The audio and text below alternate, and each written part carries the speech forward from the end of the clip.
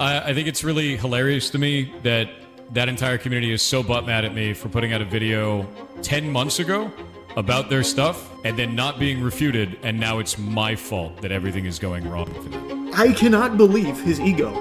His ego is so out of control, I feel like he's only a week or two away from exclusively referring to himself in third person. And that's the truth, cause Pirate Software said so. The smugness is nails on a chalkboard. It just makes you feel icky listening to it. And he goes on, that same...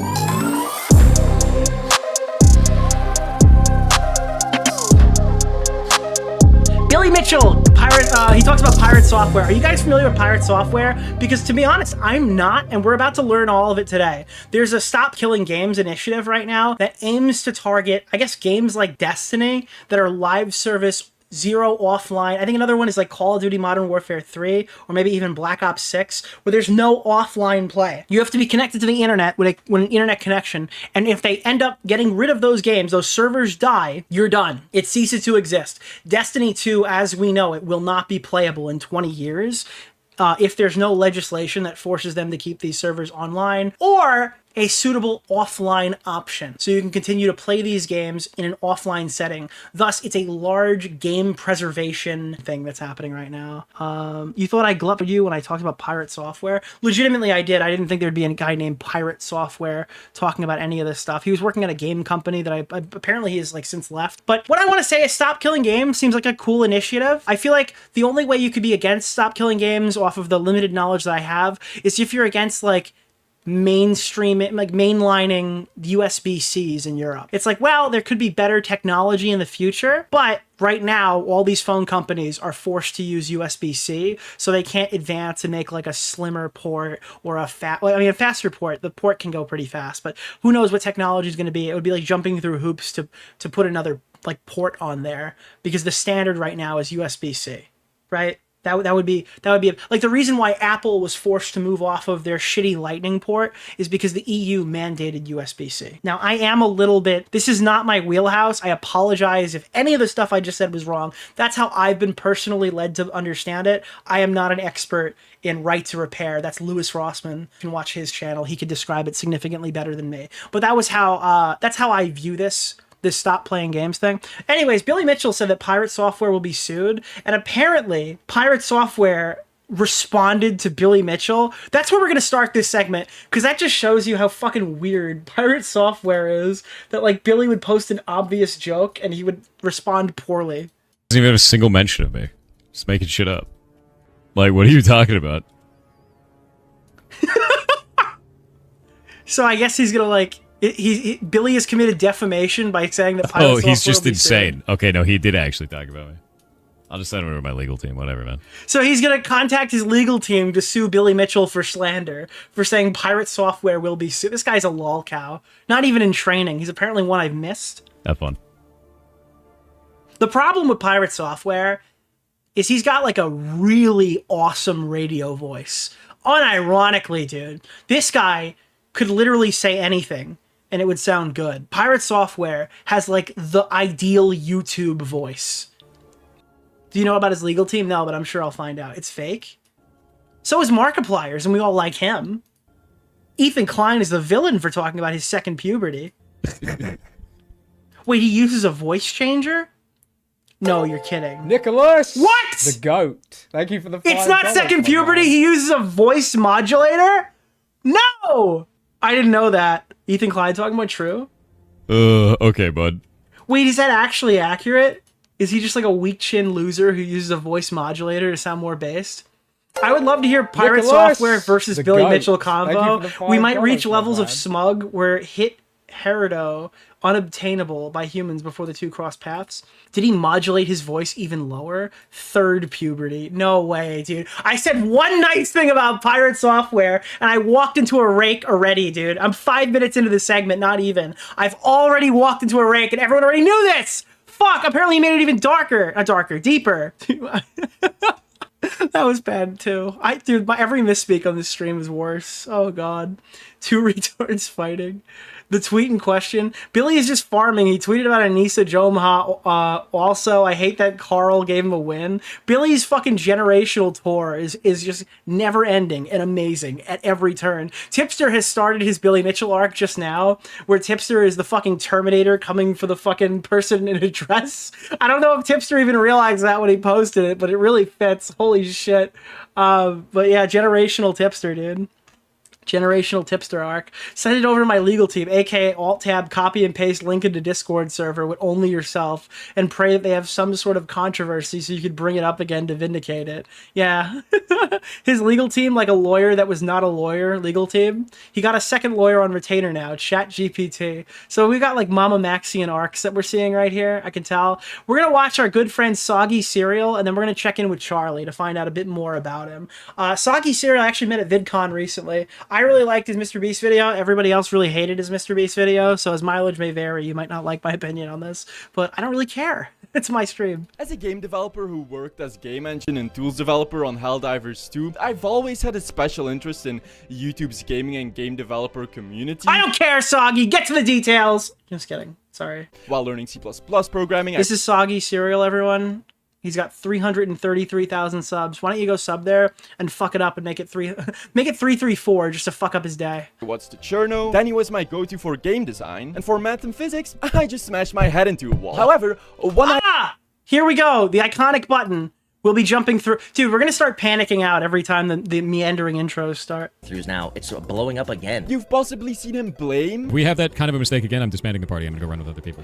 Okay, we need to go back. Dude, the button didn't work on this one. I'm sorry. I just smashed my head into a wall. However, one I always avoided was pirate software. No, not the practice. I did that when I was a kid. I'm talking about the content creator pirate software. They can eat my entire ass. Dude, pirate software sounds like fucking porn.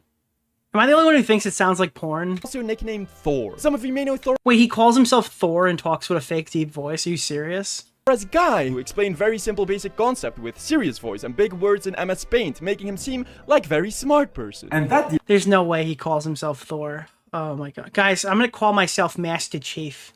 Okay? your viewer is how you kidnap children. Hi guys, I'm Italian. I'm gonna call myself Zeus. You have to refer to me as that in the future. Maybe you know him as guy who allegedly cheats in puzzle game streams to seem more of an intellectual. He's being exposed for cheating puzzle game playthroughs now. It's blowing up again. You've Puzzle games, dude. This guy's the icon. This guy is like the who's the guy who cheated in chess? I'm already forgetting his name. probably seen him blame. We have that kind of a mistake again. I'm disbanding the party. I'm gonna go run with other people because you guys cannot do that again. Why does he call his online streamer name is Pirate Software? It makes him sound like a shitty game studio, like some fucking AAA third world game studio. Not AAA, single A. Actually, Pirate Software is like a quadruple A YouTuber, right? He's a quadruple A YouTuber. He's bigger than AAA. Rage. God damn it, guys. And whine. Just lost 4 hours of crafting materials. Yeah, that kind of sucks. Of course I'm going to be a little bit upset about that. Against his supportive viewers for being terrible at a game after someone accidentally attacked an NPC called the Ocular, which then killed their entire team. God damn it. He is an indie dev? Oh. Why doesn't he... So he's Thor, but... Like, he goes by Pirate Software, but he's Thor of Pirate Software. Right, guys. So one of you, hold the Ocular. Why? Now half the raid is dead. Oh, I swear to God. I'm going to go back in the video and find out who pulled that damn thing, kick him out of the raid. That is insane shit. You have to be better than that. And we... You know what this guy is like? He is the World of War... Is this World of Warcraft, chat? Is this WoW? He's the World of Warcraft equivalent of the guy we watched last stream. What was his name, chat? The fucking... Who the fuck was he, dude? Hope for Gaming, where he's trying to become an Overwatch champion, blaming all of his teammates. I'm seeing, like, similarity points here. just lost all of those materials because you're not paying attention. This is basic shit. That is insane shit. Yeah, how I dare recommend you watching Ocular, Nicholas you DeOrio's stupid. latest video. Thank you, thank you, thank you. Dumb moron. For pulled in a clip, link. Oh wait, what's that? He was the guy who wrongly Okay, so he's coming out here Have blaming yourself everybody Catherine else, and he's Steve, like the bad player, I'm Nicholas guessing. DeOrio. We're gonna find out more Definitely about this part appreciate later the shout-out. specifically, but...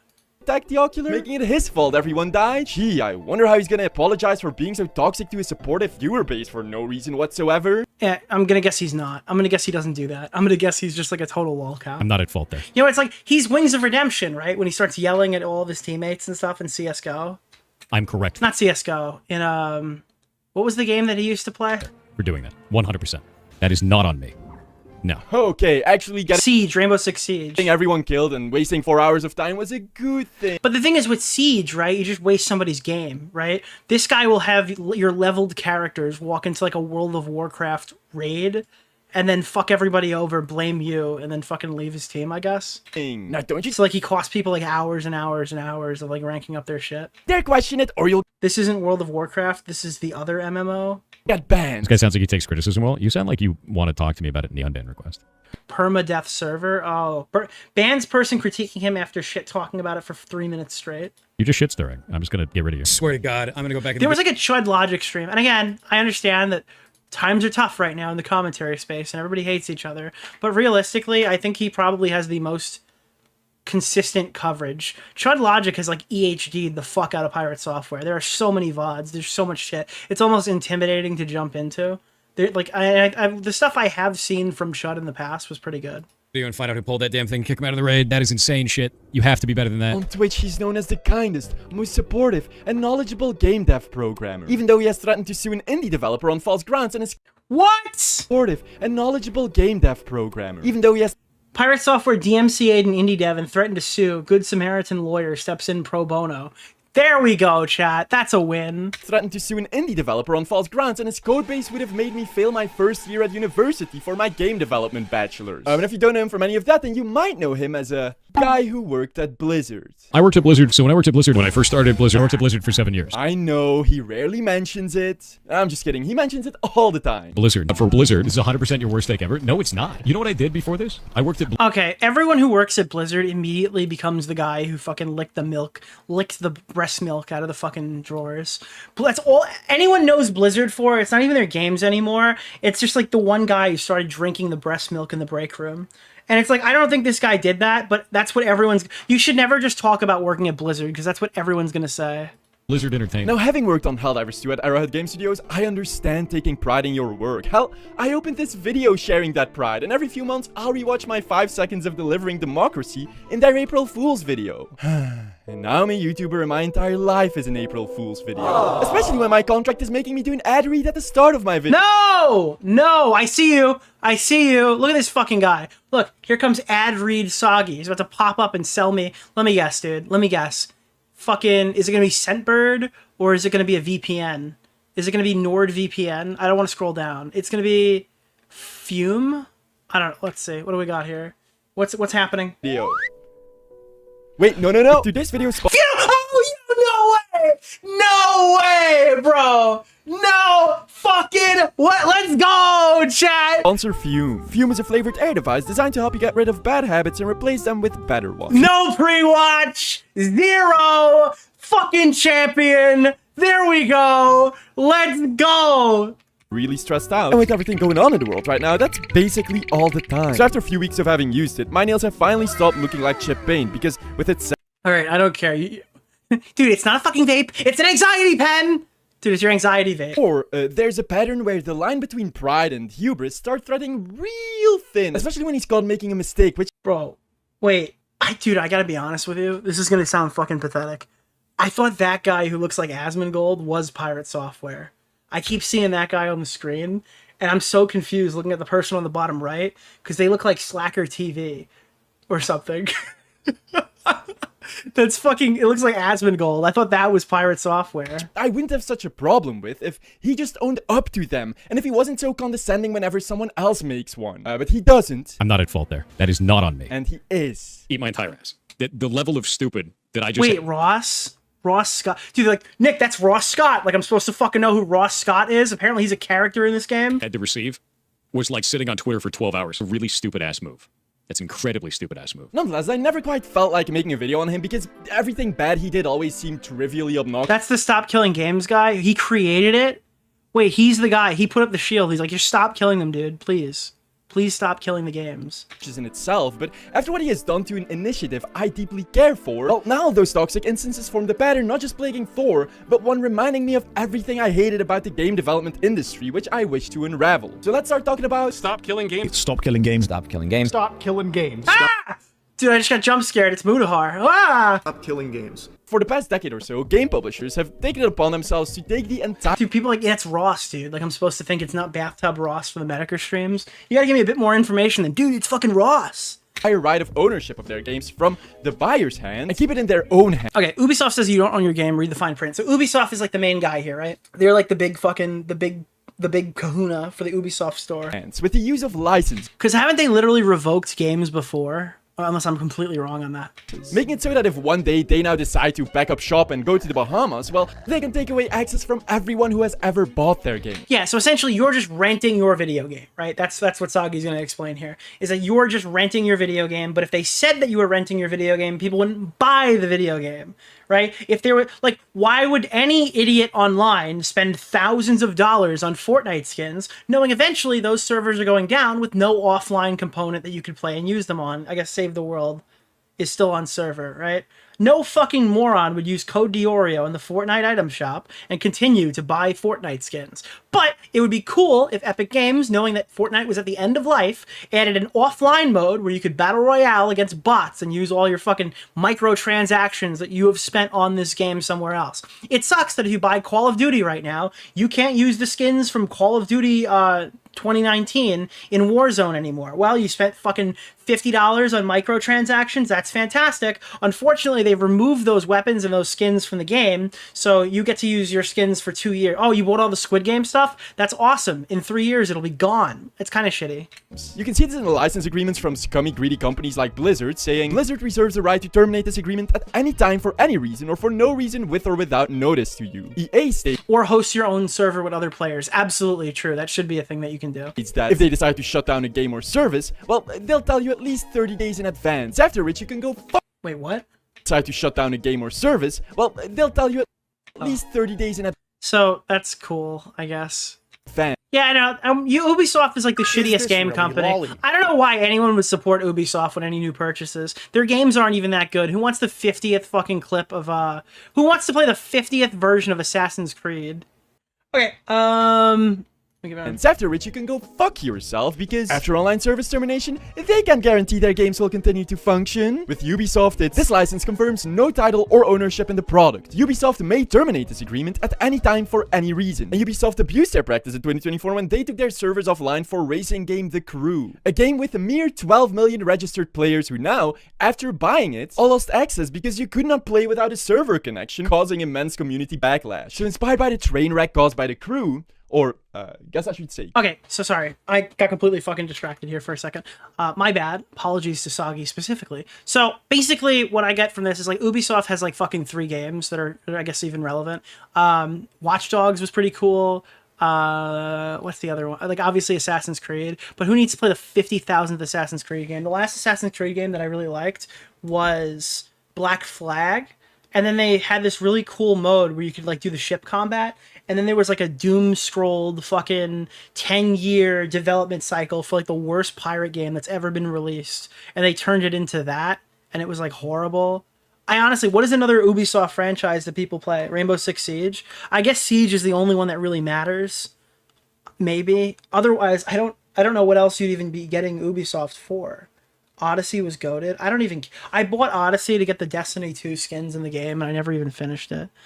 Far Cry. Oh, they do Far Cry too. But when do they even engage with Far Cry anymore? Or is that like a dying franchise? I haven't seen it. The last Far Cry was the one with the fucking, with Gus Fring in it. That was pretty cool, but I never even played it. Now, after buying it, all lost access because you could not play without a server connection, causing immense Smaggle, if you could send me the hot dog clip so we can hear me say it for the first time. Community backlash. So inspired by the train wreck caused by The Crew, or, guess I should say car wreck. A passionate creator, Ross Scott, who runs a YouTube channel, Accursed Farms, started the Stop Killing Games initiative, with its current goal being to introduce your— It's crazy that you could, like, you could show this Stop Killing Games thing, and it's like, this is the guy who did it. You know? I'm not going to insult him, but I do think that he should probably shave it. That's probably the next move.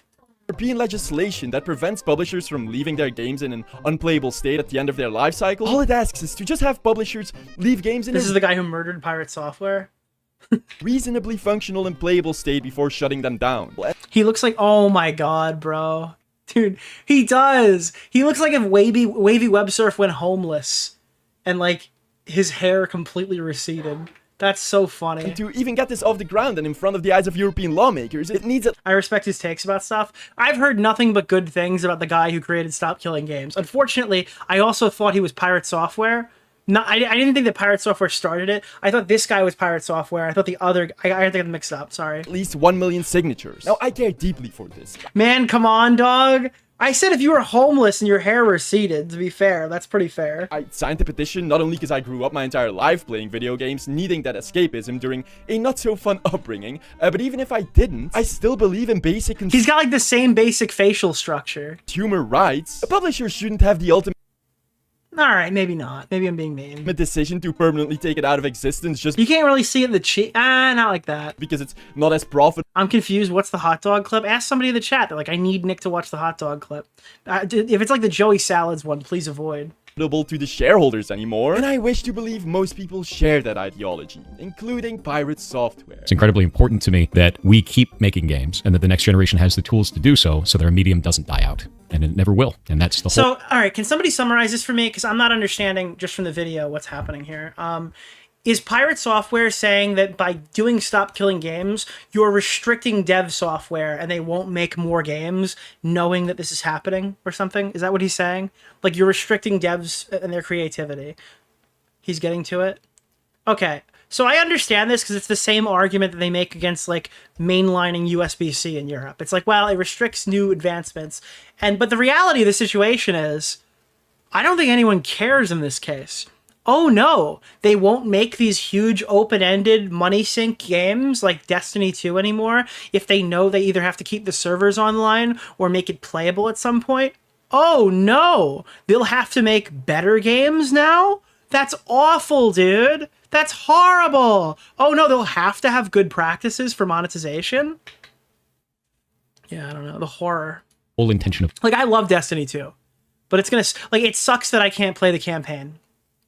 It sucks that I can't go back and play the Red War. It sucks that I can't go back and play Forsaken. It sucks that that content is gone. They've removed entire planets from the base game. Like, they're just not there anymore. They've given bits and pieces back. I really like the DLC on Mars.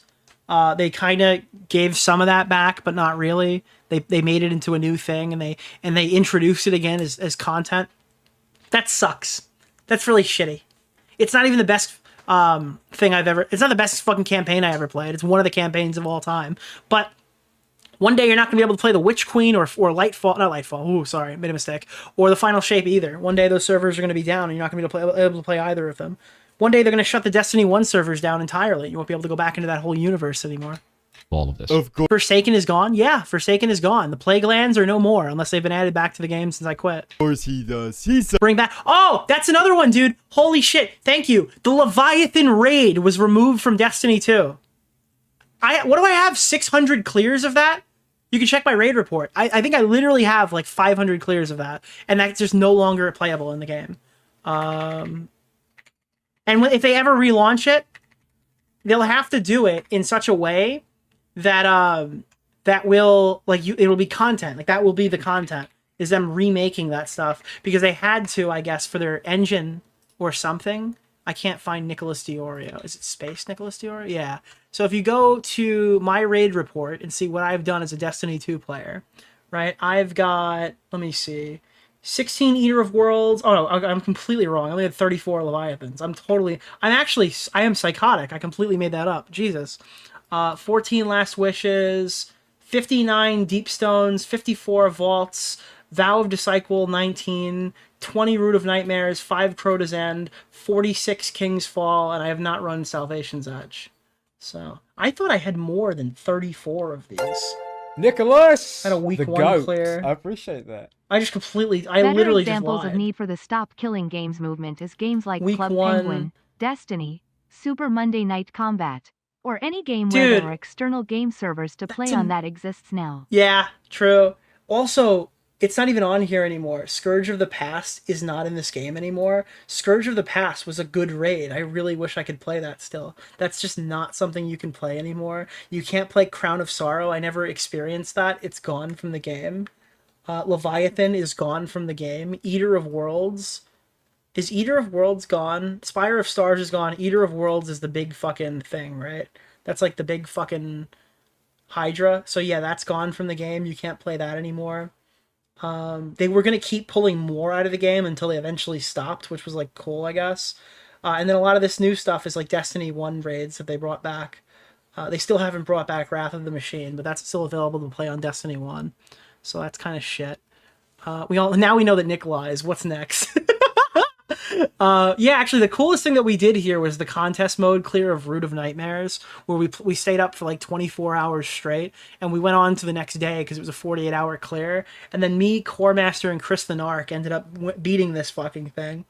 And getting the... I never bought the jacket. I should have did it, but we had a contest mode clear of Root. It wasn't one of the hardest. It was actually probably the easiest contest mode clear they've ever done. But we were doing that, and then Lav came to my stream and started talking shit. And I'm like, Lav, I really can't deal with this right now. I need to coordinate with my team to beat the Root of Nightmare, okay? Such a good guy. Wait, he said what 5 seconds later? This is shit. It's shit. Oh shit, now this is actually really dumb. Yeah, real motherfuckers know that KF is not Kiwi Farms. It's actually King's Fall, the iconic Destiny 1 raid. No way, dude! Lavloon, yeah. There's a KFC! Thank you! My lord, I came back to you checking your raid Hot dog- report. Also, yes, most of the raids are gone, unfortunately. It sucks. Also, only gold. Check my numbers, chump Kel. Nicholas! I the was goat. higher Thank back you when for I the played, $5, but I my don't play man. anymore. So this is the clip. Hot dogs are gross, dude. Hot dogs are like the grossest food imaginable. They're Okay, so he hates hot dogs. Apparently it glitches and he real voices hard on this. disgusting. You want to know why I don't like hot dogs? This is going to ruin hot dogs for you. Ready for this? You ready for this? You ready to have hot dogs ruined? When I was a kid, I cut the end of my finger off on my middle finger on my left hand, and they had to replace it with this part of my hand. Yeah. And let me guess, it got put in a hot dog meat grinder of some sort. Yeah. So I had this brace on my hand like this. They just let me flip everyone Nicholas! off, which was The great. It goat. was super fun. Thank you for the $5. Alright, when does he my talk man. in his real voice? Right? But when this was healing, This isn't the one? Okay, you guys just you literally just slandered him. That's awful, dude. Eat my entire ass. The level of stupid. Why that are I- there 2 hot dog clips? Can somebody tell me why there are 2 fucking hot dog clips associated with this guy? You guys are like, this is insane. There are 2 clips that are associated with hot dogs. I just had to receive was like sitting on Twitter for 12 hours. This shit sucks. That's a really stupid ass move. That's an incredibly stupid ass move. I think this is ass. This is complete garbage. All of this can eat shit then. But why?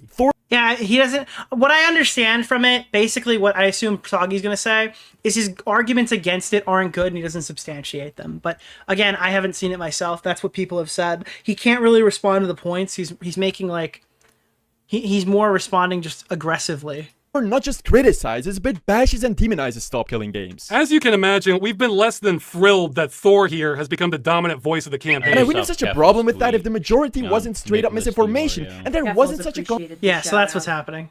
Your raid taste is mid. Imagine not having a world first raid clear. Professional streamer, by the way. Thank you. conflict of interest. See, the initiative wishes to see that any game that requires purchase or subscription fees and a server... Here, stop destroying video games. Games sold as a one-time purchase with no stated expiration date that do not require a connection to the publisher or affiliated parties in order to function at the same time of the shutdown. No impact on these games would already meet regulation of the initiative. Games sold as a one-time purchase with no stated expiration date that require connectivity to the publisher or affiliated parties to function. Publishers would be required to implement an end-of-life plan, so their support would no longer be necessary to run a game once it's shut down. This makes, like, all the sense. I think they should have this. I think that every game... like Destiny 2, every game like Fortnite, every game like Call of Duty. I guess Fortnite isn't sold as a game. It's more or less a free digital download, but I think it should exist for games like Fortnite as well, right? Completely free, no impact. Yeah, I think that sucks. I think it should also be for that. I think that people should like have the right to preserve these games, and I think that all of these developers should have end-of-life procedures in place. It just sucks that one day you won't be able to play Fortnite, and you can't drop into Tomato Town anymore. Game sold, yeah, so games that are completely free, no impact since no commerce is involved, requirements on completely free games we see as overreach. Like, why can't I set up a free-to-play game server after they have no intention of, the only good argument that I could see against this is Club Penguin. You remember what happened with Club Penguin? They created, like, a new instance of Club Penguin to bring it back, and then it was, like, run into the ground by pedophiles, and they associated those pedophiles with Club Penguin, because the assumption is your end-of-life procedure would be jumping onto a game that the devs are now no longer supporting. So if it's an online game that is an online server, you're opening these people up to potentially getting hacked. So reasonably, if these things are end of life where they host their own servers, you're putting your audience in like a dangerous place. That's not a good reason to not have it at all, but like to expect them to continue to update those end of life games is, I guess, a little, if you force them to do this, a little stupid. But scenarios where that's ridiculous is recently Call of Duty World War II went on Game Pass. Did you guys see this? Call of Duty World War II, because Activision is now like Xbox and it's all the same shit. When World War II went to Xbox, it also was free for PC for people who had Game Pass. And just like our rant about Black Ops 3, if you log in right now to go play COD World War II, boom, they got your credit card. Boom, they got your IP address. Boom, they got your social security. I don't know about social security. My point is they can literally get in and fucking hack your entire system because COD hasn't published like a patch for this. And it's like, well, I wouldn't expect the publisher on an end of life thing to do that. I think if you're gonna launch it on fucking Game Pass, you have to. Much harder. Big content strategy problems. You know? I'll help you maximize your money. All right. There is an example of why you can't run a free server. There was an old MMO called Ragnarok. A private server started to advertise itself as the only real server. The former dev company had to send C&Ds out after that. Yeah, I mean, I think that playing an online game could be an extremely risky endeavor for the consumer. So I can see why they wouldn't want to open themselves up to liability. The companies would need some sort of protection of liability on end-of-life games that see no intention. Like, this is a version of the game that you can play at your own discretion. You would have, like, the company should not be responsible if a game they created 20 years before causes somebody to get hacked, because they're expressly telling you that this is an end-of-life patch. Not if they no longer own it. Well, you think they should be required to sell the rights to the game? I don't know about that. But you're not putting your audience in any more danger than an old LAN connection. Well, I mean, I'm saying, like, right now with Call of Duty in particular, they're still selling these games, right? And they're not really supporting them. I guess they are all in end-of-life mode, but it's not explicitly stated that they are end-of-life. But, I mean, yeah, I think that, like, Activision is probably to blame for not publishing a patch or whatever to try to keep the hackers out of these old Call of Duty titles if they're going to put this shit on Game Pass. They would need to not be liable if they call it end-of-life and they remove it from these services. Yeah, no old COD is pretty dangerous. Yeah, old COD is extremely dangerous to play.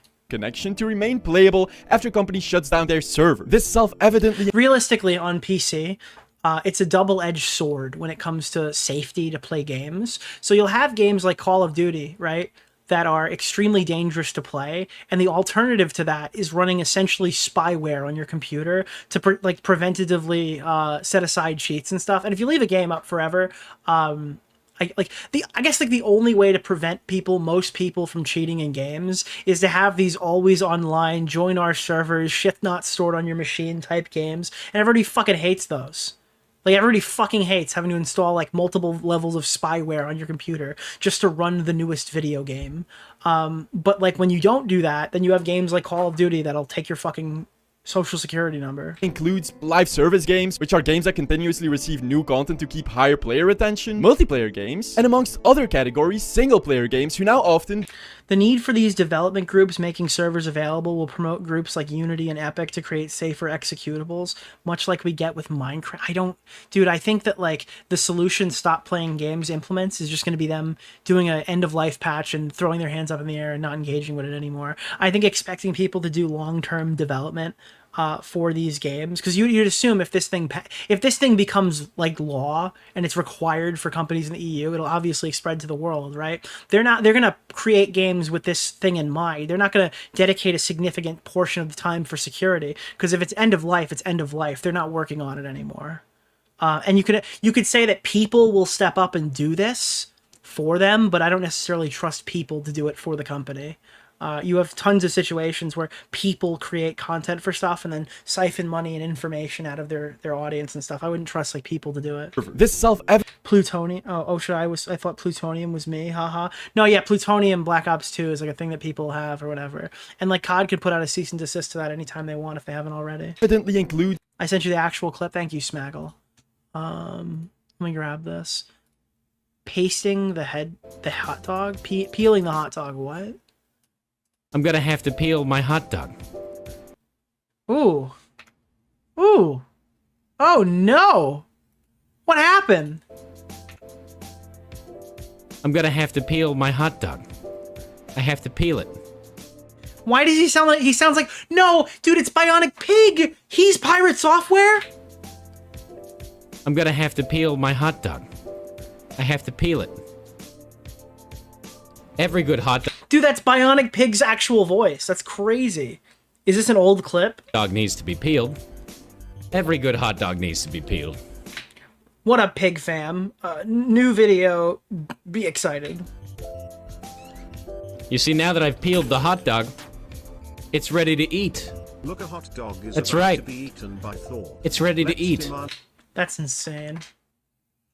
The fact that I came here not because he's peeling a hot dog, but simply the voice is astounding. Bro, how is it that in 4 years his voice dropped that far?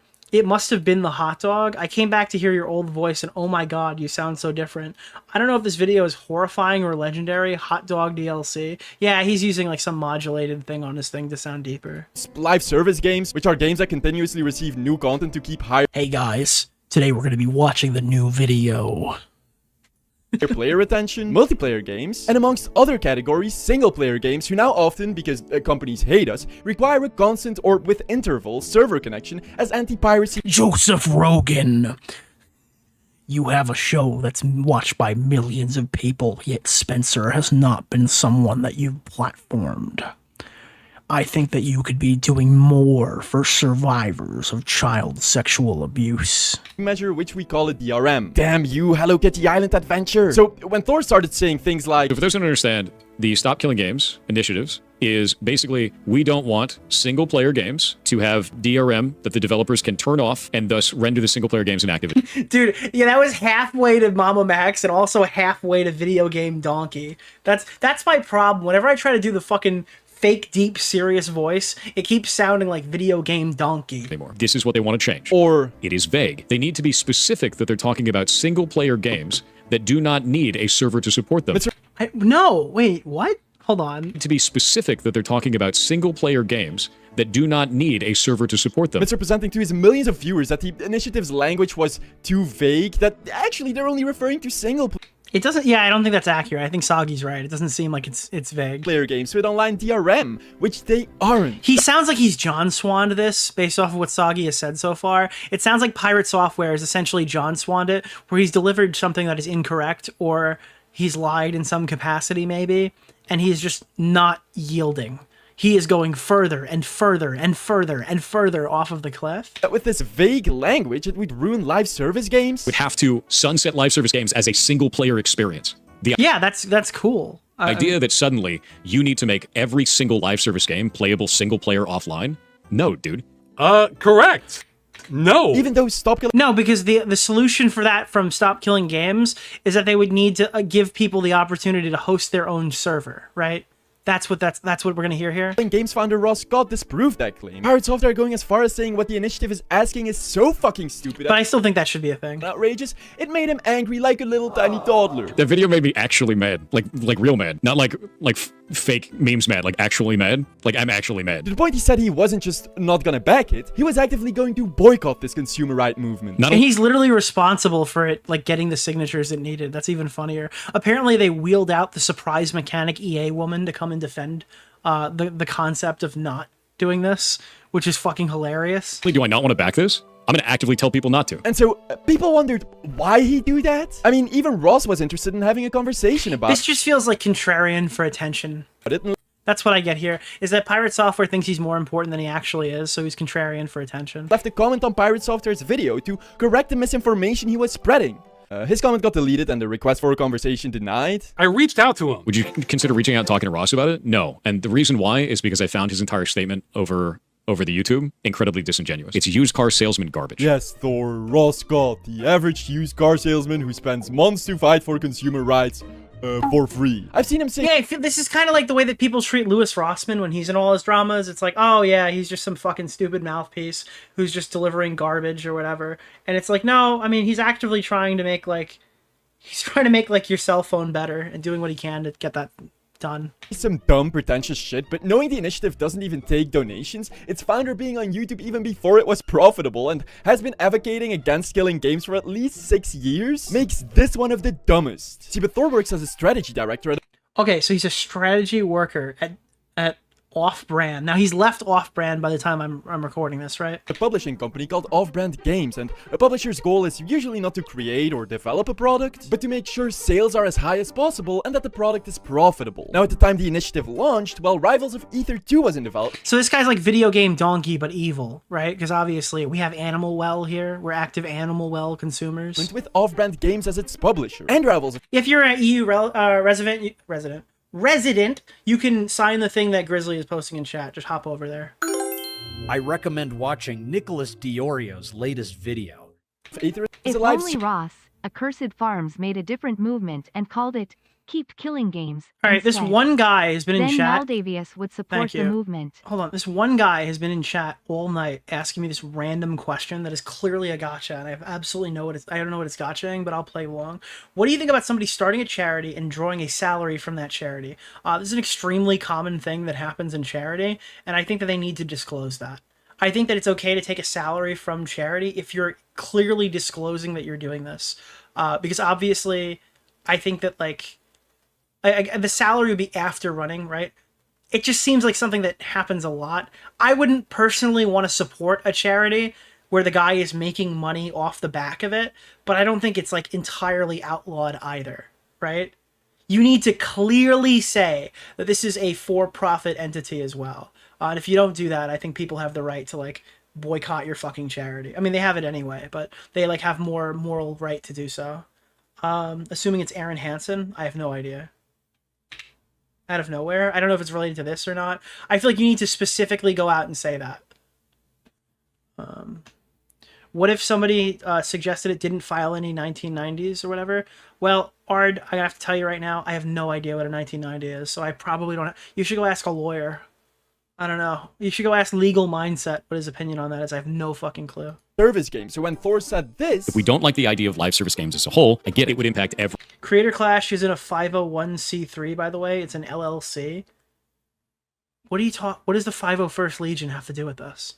I get it, dude. They're fucking clone troopers. It's like, whatever. every live service game that exists. Well, people noticed he was acutely aware of the possible hurdles a game he's helping publish might face if regulation laws were introduced. So trying to entirely twist the initiative's message— It is vague. Can't kill it— Not only do I not want to back this, I'm going to actively tell people not to. and completely discredits Ross— It's used car salesman garbage. could be seen as beneficial for him. I am just trying to get this initiative passed. If that means I have to get insulted all along the way, okay. This shit sucks. Eat my entire ass. I'd recommend watching Ross's video if you want more details on just how far Pirate Software went to boycott this entire thing. What makes me angry most of all is We know that firstly how CC3 isn't after a all this— charity. Just to clarify that further, it's like, I think that if everyone knows, like if you've done a good job explaining it's for profit, the majority of the audience would not be surprised when finding out it is for profit. You know if that makes sense? Like, if every single person who reacts to this is like, what? Then you probably weren't disclosing it well enough, and you probably were obfuscating certain parts of it. The problem with Creator Clash is very much transparency, but the transparency report told us why they weren't transparent. It's not something that the audience wanted to hear. You know? Like, the Nicholas, transparency report, the goat. Thank you for the in and of $5, itself, my man. shed light on why they weren't transparent previously. Trying to get this initiative passed. If that means I have Thank to you get for hitting the goal, by the way. insulted all along the way, okay. This shit sucks. Eat my entire ass. I'd recommend watching Ross's video if you want more details on just how far Pirate Software went to boycott this entire thing. What makes me angry most of all is firstly how after all this came to light, he still quadrupled down on most of what he said even though he was disproven multiple times. Then started banning and blocking anyone even slightly critiquing him. But also how he tried to guise it as being a selfless— not hero. Because I don't want, and this is the real one, I don't want the government telling indies that they have to have their live service game stay online forever. I don't want that. Nobody wants that. But when you're talking about a legal setting to force people to do this, you're generally moving in that direction. I don't think that's what they said, though. I think he's completely wrong. They're not saying you have to keep it online forever, no matter what, on their servers. That's not what anyone's argued, right? Doesn't want indie developers experiencing legal trouble, which is very ironic. Thor is lying for personal gain. What is the personal gain here? Pissing off the entire internet? Standing in line with EA and Blizzard? Like, what is the justification? What does he gain from looking like a total fucking idiot? Short-term money, long-term lolcow status? I mean, I'm sorry, I don't really necessarily buy that. I think he's just a delusional freak. I don't think there's a lot to be gained from becoming the enemy of the internet. Coming from the... It's worth mentioning the Pirate Software is scrolling too fast.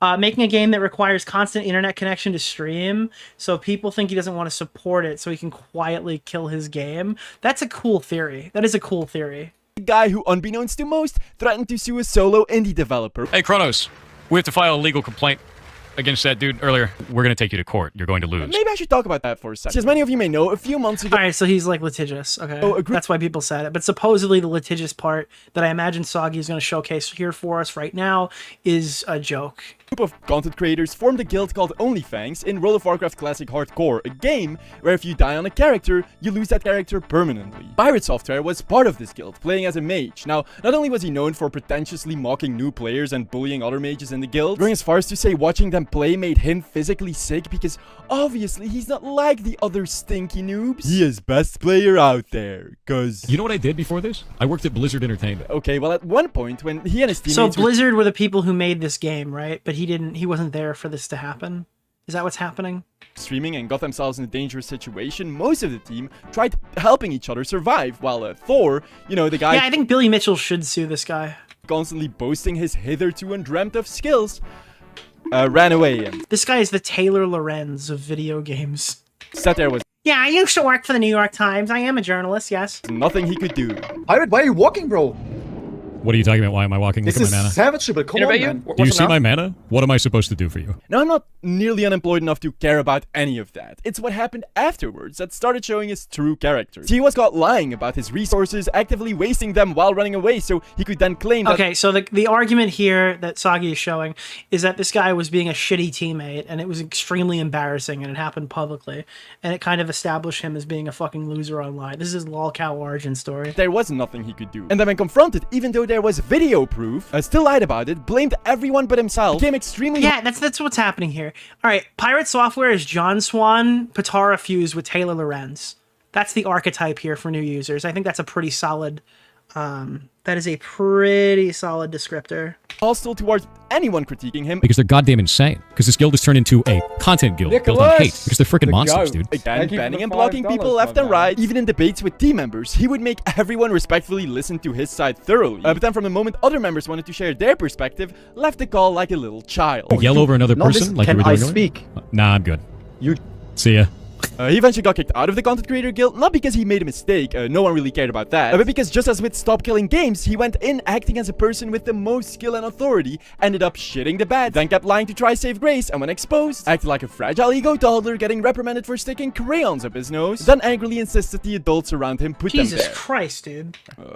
I mean, it's a good thing, but I don't know. Anyways, getting to the lawsuit threat, at the time, an indie developer was working on a simple parody game ridiculing embarrassing streamer moments, such as a Pokimane for streamer cookies controversy, or XQC for, being XQC. You know what? When he said being XQC, I expected it to be something that was, like, not English. Like Rap God in, like, a completely different language, but it was that. Ah! Oh, wait, we still might get it. An upload record. Nope, that was the only time I understood a single word he said. Of his game on Reddit, including Pirate Software as a cockroach. As much as you're angry right now. Oh my god, wait. No, is he gonna threaten to sue the cockroach thing? Of course I read. Which, in the World of Warcraft community, refers to players desperately scurrying away instead of helping their team whenever danger is around. Now, wait, that's like the Billy Mitchell lawsuit over the show thing, right? That's the thing they criticized Billy for. Point. No streamer had made. He didn't threaten. He struck it. That's appreciated the shout out.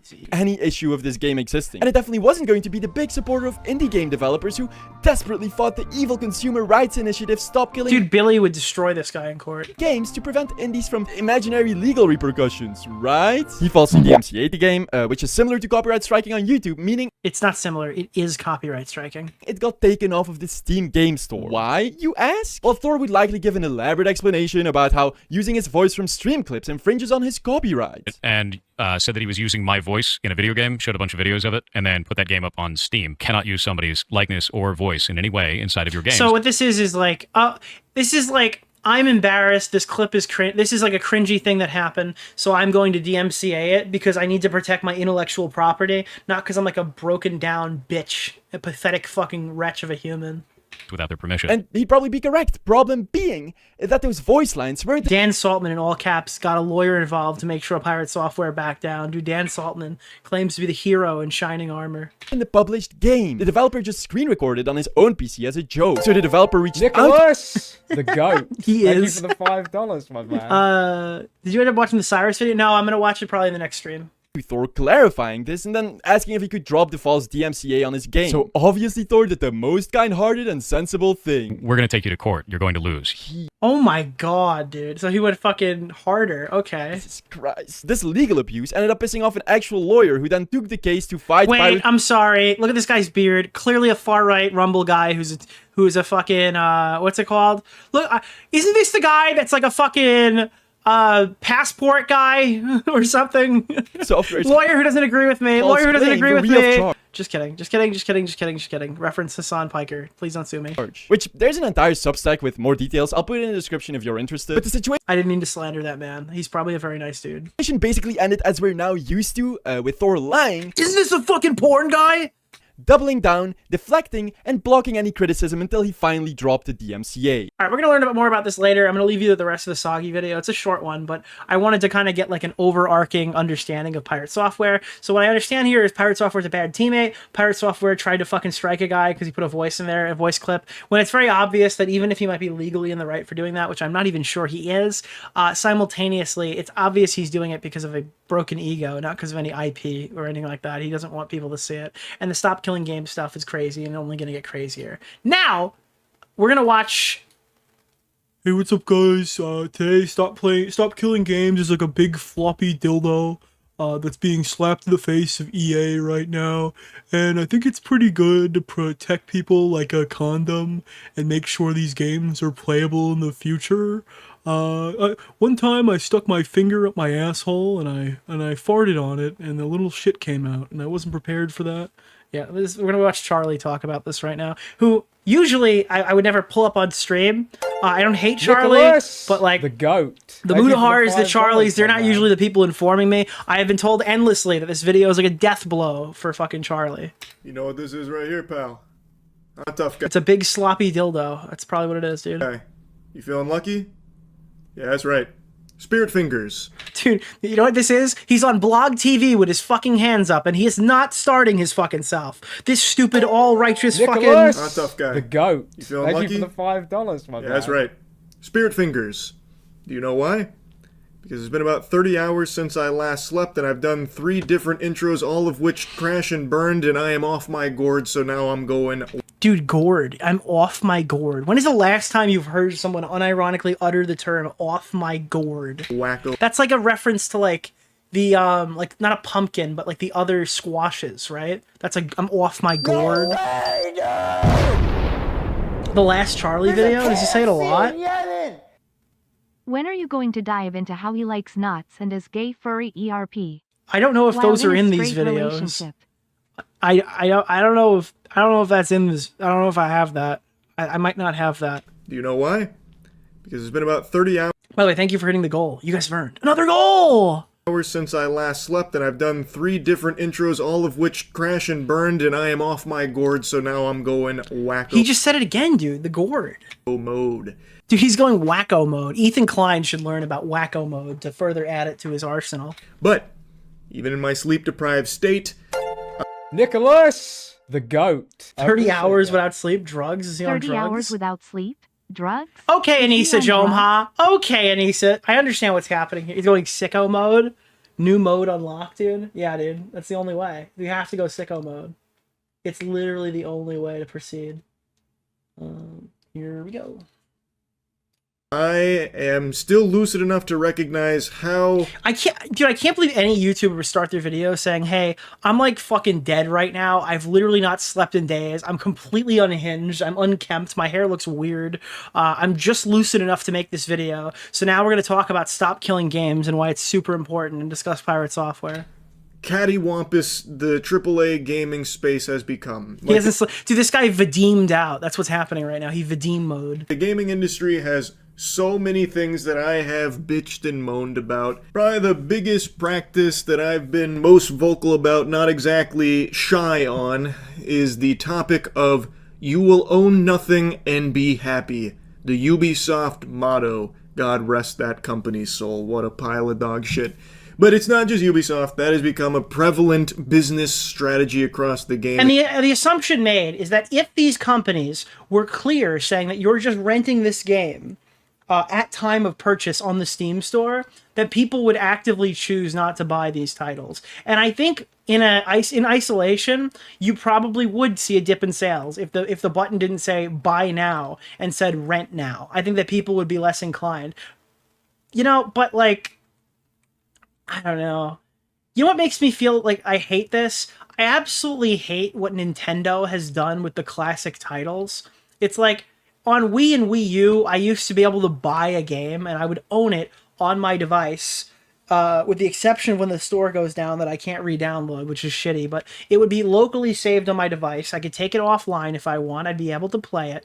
But now, if I want to buy Pokemon Coliseum in a few weeks, it'll be offered if I have a Nintendo Premium subscription for premium connectivity. And that kind of sucks. I wish I could own a copy of Pokemon Coliseum on my Switch too. I would absolutely pay $5 or $10.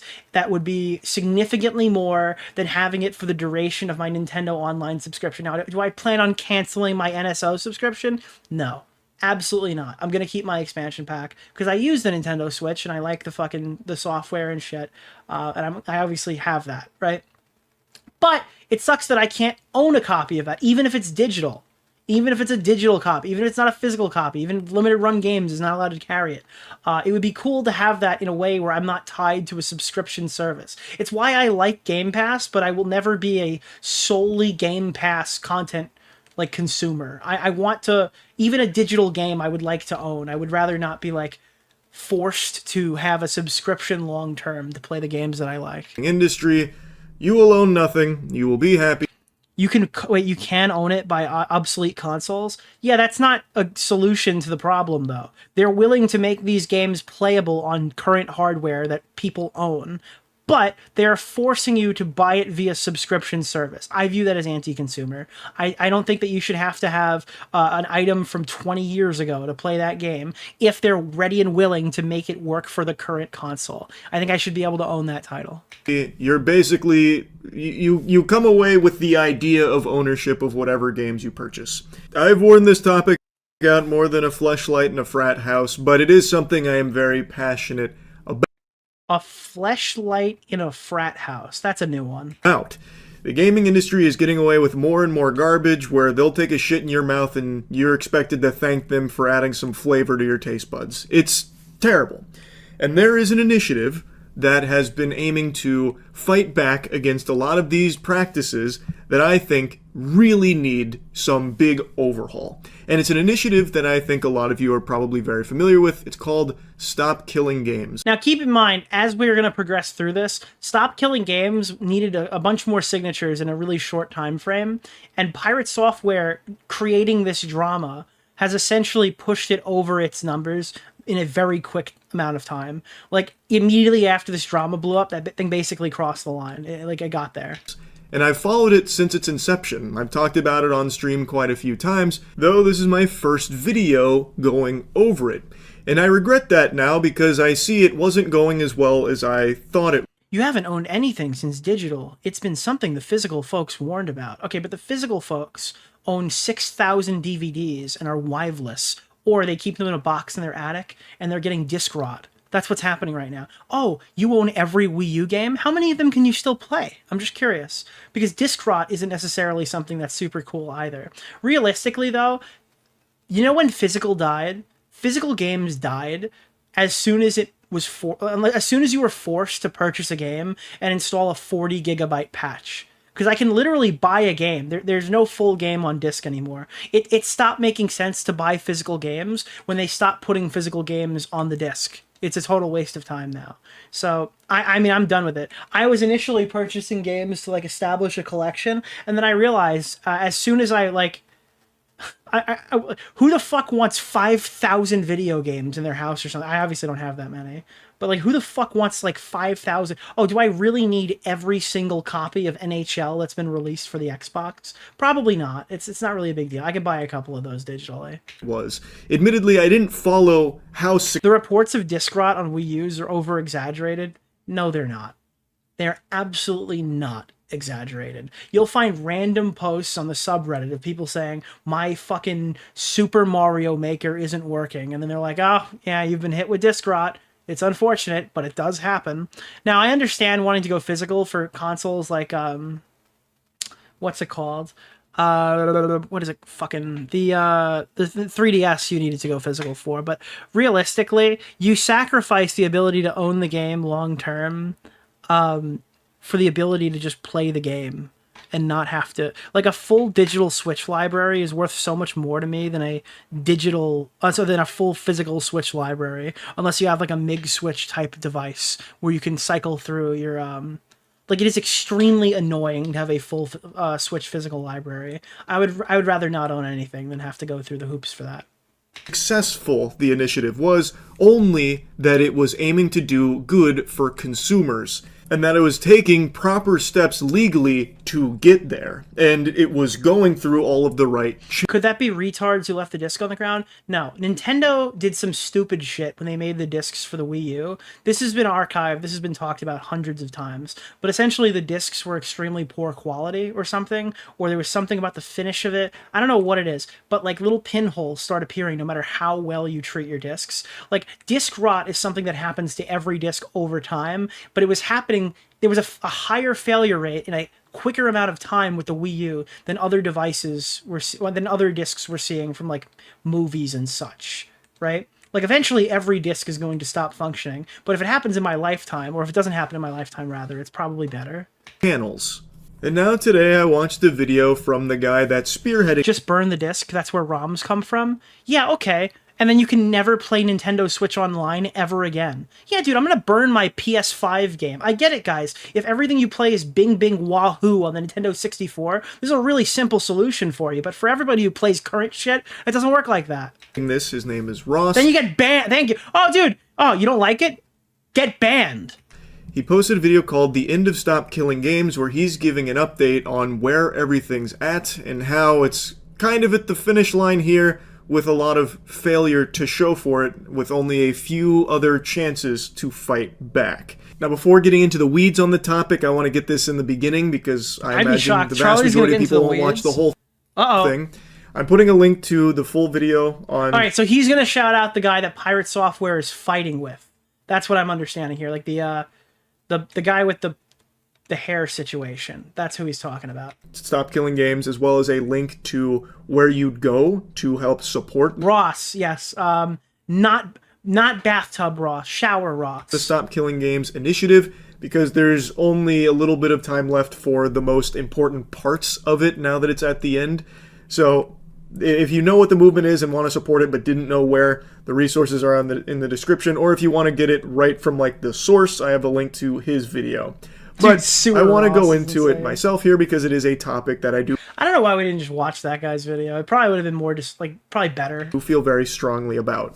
But for those that don't know anything about Stop Killing Games, I'm going to let him explain it. And again, when Charlie and Mutahar and these guys started making videos, this thing went big time, bro. I think PewDiePie put out a fucking statement in support of it. Like, the mainstream YouTubers are, like, inbound here to support this stuff. His own words, that way you can get an actual, correct, informed explanation of what the initiative is.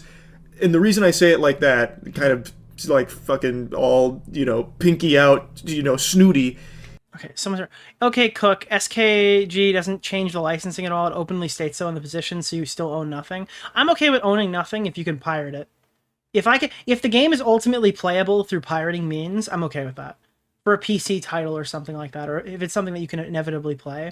I like, as long as the game is functional for people who want to go out of their way and make it functional, and if people want to like do that and create servers for it, that's super cool. But like owning things isn't the problem. That's not the major be all end all of stop killing games. The reality of the situation is these games are unplayable even through people going out of their way. Like, going out of their way to make them hacked or whatever and like fucking steal the game. They still can't, they still won't be able to play these games or emulate those servers. Is because a lot of people don't even really know what this is because of people like Pirate Software completely misrepresenting what the initiative was. As a refresher, Stop Killing Games is a consumer movement to stop publishers from effectively destroying video games they have already sold to customers. I'll pause right there. It's like, I can't believe right now that there's some guy who stands up against that. The simplest, bare bones, birthday suit, butt-ass naked explanation for what this is. Stop destroying things that people have paid money to own. I think that is a very understandable, very reasonable like, if I don't own Destiny 2, that's perfectly fine. But if the servers go offline and there's no hope of ever playing it again, if I can't be banned because the game doesn't exist anymore, Bungie is fucking folded as a company, or I'm not playing whatever it is and I'm not at risk of getting my account banned, I would then be able to pirate Destiny 2 and I'd be able to play the fucking Forsaken campaign. That would be a job well done. Hey, very agreeable. Now I want to quickly jump to a different spot. And all these games are moving from selling you a Halo 3 style completed video game to selling you a unfinished slop mess that's promised to be finished later and inevitably taken away from you when they shut the servers down. The games are moving to service models, so there needs to be legislation that comes in to moderate what you're allowed to do. Unfortunately, it's already going the anti-consumer route. You've lost that battle. It's not over yet. Get ready for the next one. In this video, because I think it's important to have this in the beginning, because it's something a lot of people have heard. Anthem was brutal. You know what the most brutal part of Anthem is? Bo Black's uncle worked on it. That's the most brutal part of Anthem, is that Bo Black's uncle went on a career run of the bad Mass Effect game. Then he worked on Battlefront 2, and Bo Black's was telling stories about how like he would come home, or he would come over on Thanksgiving talking about like the next big game he was working on, and after that he was so excited for the launch of Anthem. Stop your trolling. No, Bo Black's told us this on stream one day, that his uncle was like, hey guys, I worked on Mass Effect Andromeda. I think it was Andromeda. And then he's like, yeah, that didn't really pan out, but we have this crazy new Star Wars game coming out that everyone's going to love, right? And then he came up with that and he's like, yeah, so nobody liked Battlefront, but like the next game that we're doing right now, it's awesome. Anthem is going to change the way online service games go. And he just kept losing and losing and losing and losing and losing. That comes from someone that is just wrong about it. It's the Pirate Software portion. Ross is addressing the video Pirate Software made many months ago. Ross even says that he didn't plan on doing that because he didn't want to be seen as using this for drama farming, because it would... Well, it turns out the drama farming is what got him those fucking signings, dude. The drama farming literally... Dude, Pirate Software's ego might literally push this into a legislation. Could you imagine? Like, you're such a colossal lolcow pathetic freak, you accidentally save video games. Start to make the movement look less of like a legitimate initiative and more of just like drama slop content. Dude, drama is actually the fucking hidden glitch to everything, dude. Oh, you can't raise money for charity? You can't raise money right now to protect against fucking fraud? Like, I don't know. You can't raise money right now for cancer? That's fine. Ethan Klein will create a drama video on Hassan Piker, and when Hassan watches it on stream, it'll bring in more money than the rest of the people who fucking fought for this card combined, right? Oh, okay. You don't want to make this thing about drama? Well, guess what? It's going to be about drama, and that's going to get you the subscriptions you need to get legislation included for, like, protecting video games. YouTube drama is the most hated genre on the website, and also, simultaneously, it is, like, the most important one. Type thing. But he finally starts talking about Pirate Software here because it's at the end of the life cycle of this initiative, and it's not looking promising, so he's willing to do anything to try and set the record straight and hopefully start getting more momentum back to the movement, because the damage Pirate Software did to it through his video was substantial. This video came out right as we were building momentum. Then except for one boost in Germany, the signatures started drying up like Oh shit! All right, so he's talking about pirate software now. Okay, so this is where it starts getting interesting. clockwork. Thor does not understand what Stop Killing Games is. I will not refer to pirate software as Thor. I'm sorry, I'm dead naming. Is there any other name? We're just gonna call it pirate software. I will not be referring to you as Thor or Thor self. Here it is in his words. So for those who don't understand, the Stop Killing Games initiatives is basically... I refuse to call this person Thor. We don't want single-player games to have DRM that the developers can turn off and thus render the single-player games inactive anymore. This is what they want to change. They need to be specific that they're talking about single-player games that do not need a server to support them. No. And as much as they want it to be about specifically games where it is a single-player game that has always online... I love videos like this where somebody is so confidently wrong in what they're talking about. So confidently wrong. Functionality. And I'm fucking dead, bro. Could impact every live service game that exists. Instead of just targeting single-player, always online games. No, that's not what it is.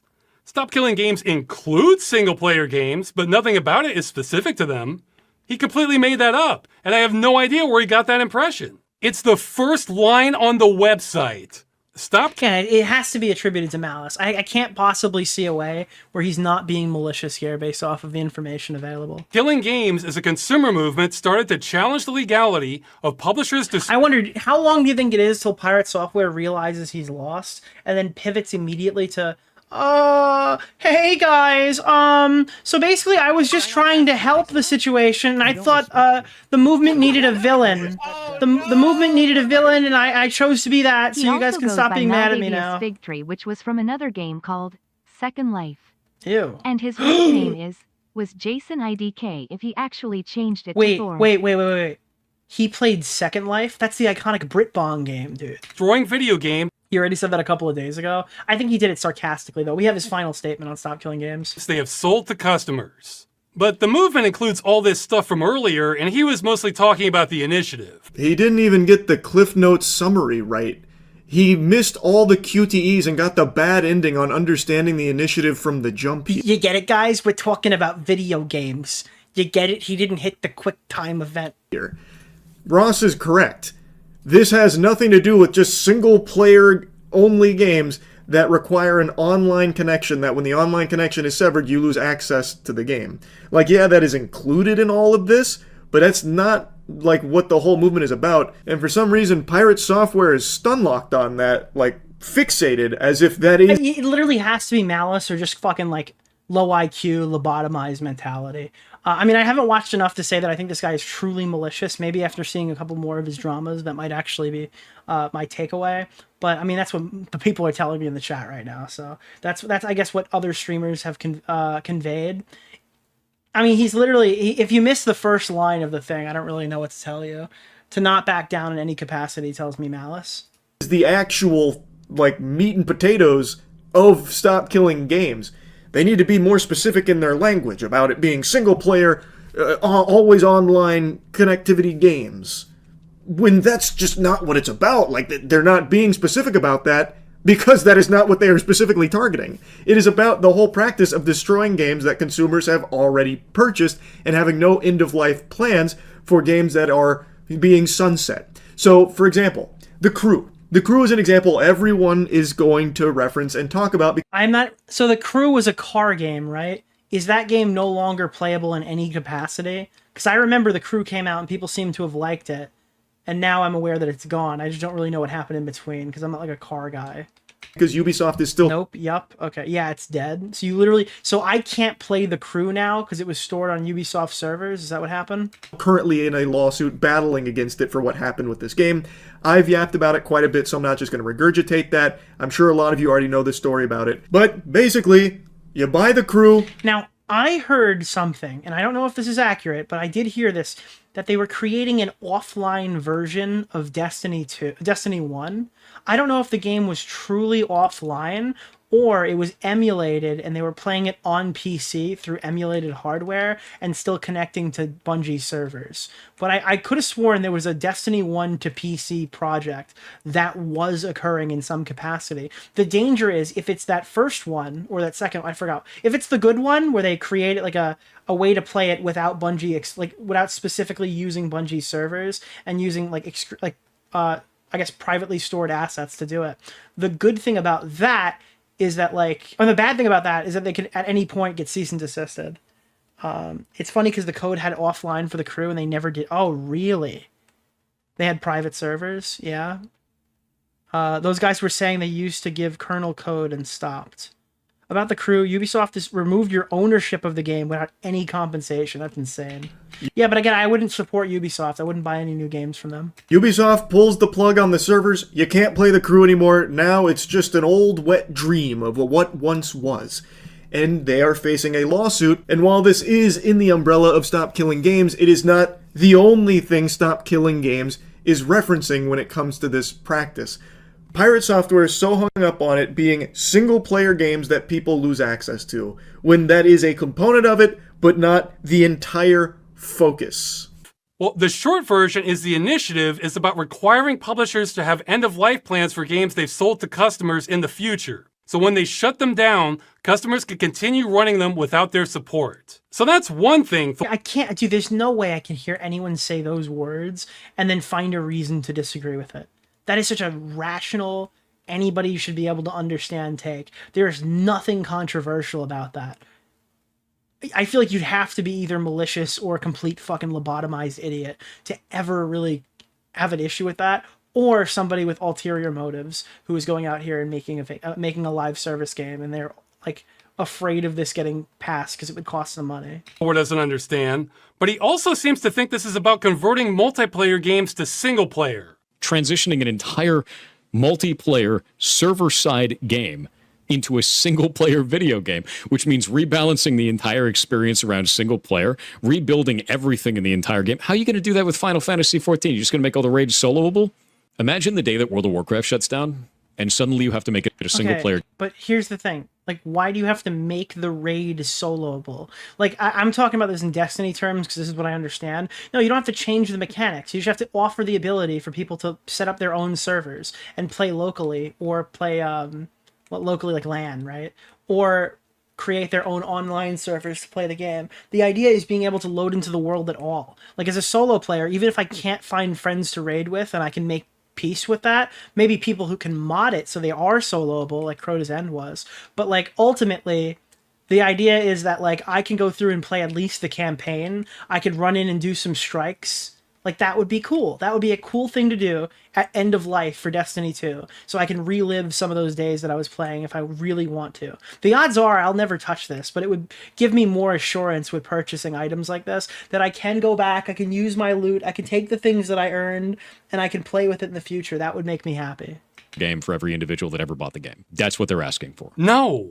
Because they would have to sunset live service games as a single-player experience. The idea that suddenly you need to make every single live service game playable. And this is a one and done, right? Okay, Pirate Software makes this bad video. Guy responds, says, that's not what I meant at all. Oh, okay. That makes sense. Moving on. Sorry about that. My bad. The issue with Lolcows is you can confront somebody with this possibility, and if they're this wrong and they push forward, this person is lost to you. There's no engaging with this person in good faith in any capacity in the future. All you have to do is concede, I've made a mistake here. And that's what a lot of YouTubers can't do because they total ego death it. But the easiest way out of situations like this is just saying, I made a mistake. I don't know if it's pride or whatever, but it always gets in the way. Single player offline? No, dude. Correct. No. This part is more confusing than Finnegan's Wake. I don't even know what that means, dude. What the fuck is he talking about? Who the fuck is Finnegan? What is Finnegan? What is that even? A steak? Because nowhere in anything on Stop Killing Games has this even been a talking point from anyone besides Pirate Software. I don't know where he... Yeah, Pirate Software's whole... You're right. Pirate Software's whole argument is... Actually, You see the meme on Twitter where it's like you can get into an argument about like why you love pancakes, and they'll tell you that waffles are the best food ever, right? Like they create this straw man to say like, hey, no, this is the issue with it. It wants to accomplish Y, Z, and Q, and it's like, no, I'm trying to do A, B, and C. It's like, no. All right, you want to do fucking Y, Z, and Q, all right? And I think that's insane. It's like I never said anything about Y, Z, or Q. That's nothing to do with what we're talking about here. It's like, yeah, okay, buddy. I'm good. I don't think you're really worth talking to. Pieced this puzzle together? Like I don't get it.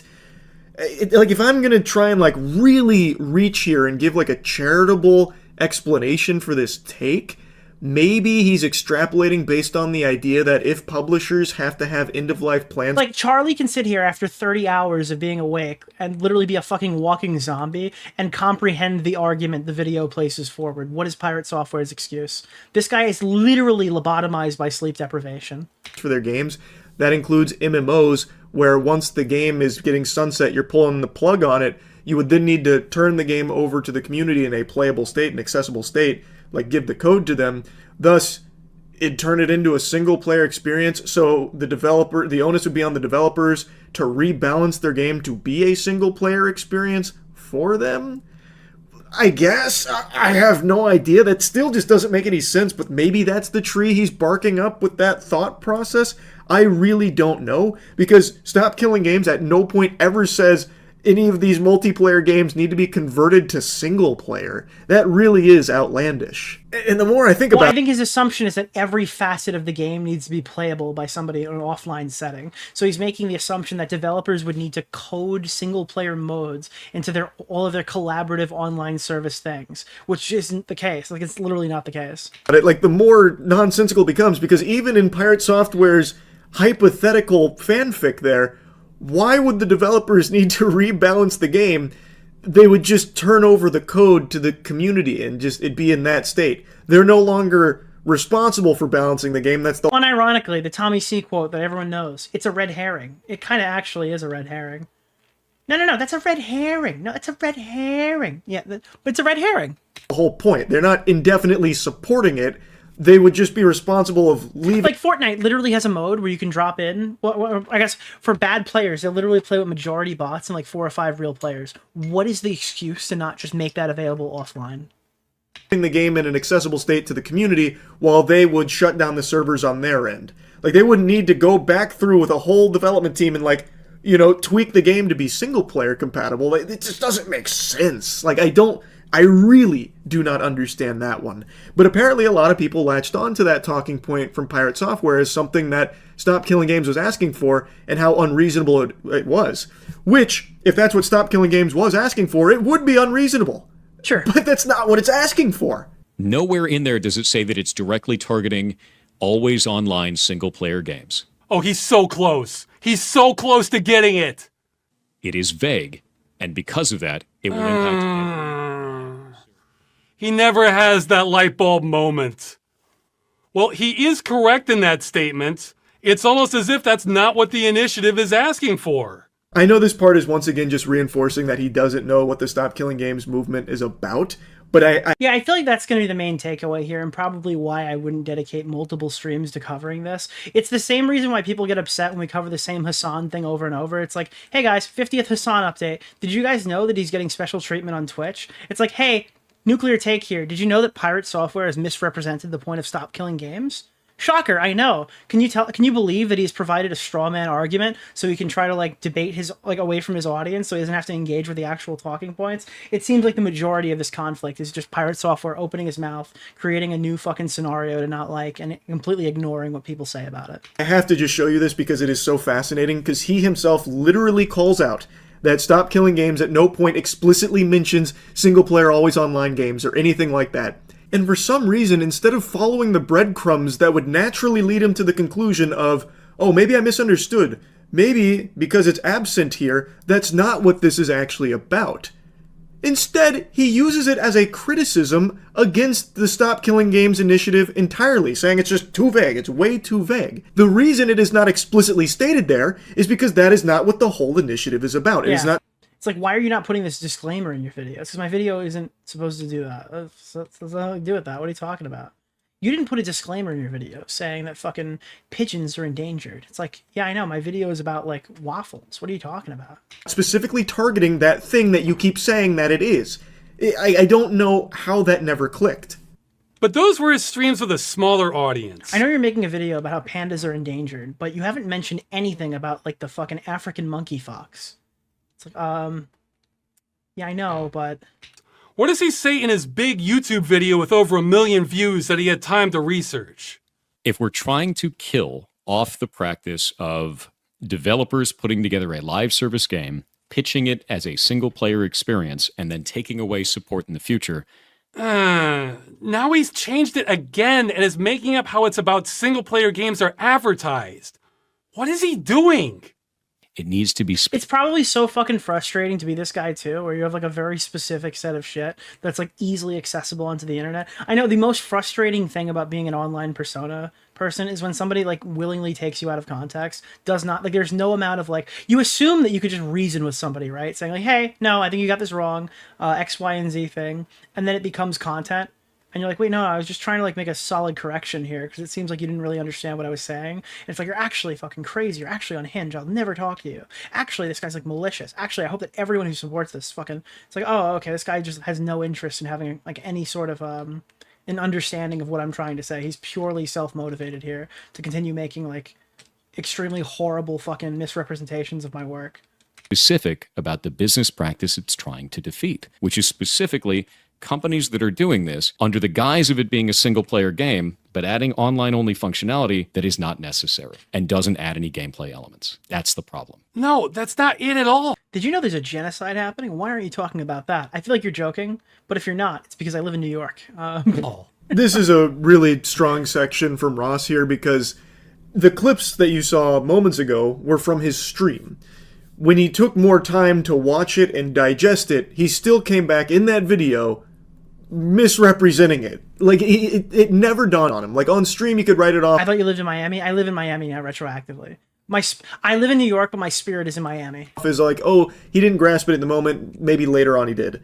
Well, then he made the video where he still was talking about things that are just... Yeah, double tripling down, John Swan era Google document or something, I imagine, right? Substack or something, I don't know. Not what Stop Killing Games was about. And this was the one that really blew up and really started to kind of dismantle the Stop Killing Games momentum. If we don't like the idea of live service games as a whole, I get it. Don't play live service games then. Don't agree to those terms. No, he's getting a new thing wrong now. We're not against them existing. We're against them being destroyed with no recourse for the customer. I'm kind of against them existing. Not permanently. The reality is, though, that everyone sees this business model as the most lucrative one. And I think that, like, forcing these people to have end-of-life plans will ultimately harm the live service industry, because a lot of these guys are dedicated to making the sloppiest piece of shit game humanly possible and charging you hundreds of dollars for skins and shit with it, with the assumption that they can just take them all away. And I think a legitimate portion of the business model is, well, if we put out the new game, at least for Call of Duty, I fully believe this is the intention, you'll eventually have to buy new skins, because even though you bought $50 worth of skins, like two skins for $59.95 or something in 2019, we're going to take those away from you in the game that you currently use them for some bullshit justification, and now you have to buy new skins. Like, oh, you remember you really liked Homelander, right? Well, guess what? You're going to get Firecracker. I think Homelander is still playable, but you know what I mean, right? Like, there's skins from the initial game that you can't use anymore. Even these collab skins that were really cool. I mentioned this earlier, they just take them out. I think they're doing that so you don't buy your 1-2 skins. Like, there are people who go, I don't buy Fortnite shit, but I really like Batman. So they'll buy like a Batman skin or two, but they're not interested in buying every single new fucking collab shit like me. So they get their 1 or 2 skins and they're done. But if you take their skins away in 2 or 3 years and they're like, oh, I used to have this Batman skin that I really liked, but I'm now back to like being a default player because I don't really spend a lot of money on this game, you're going to give them an extra $30-$40, right?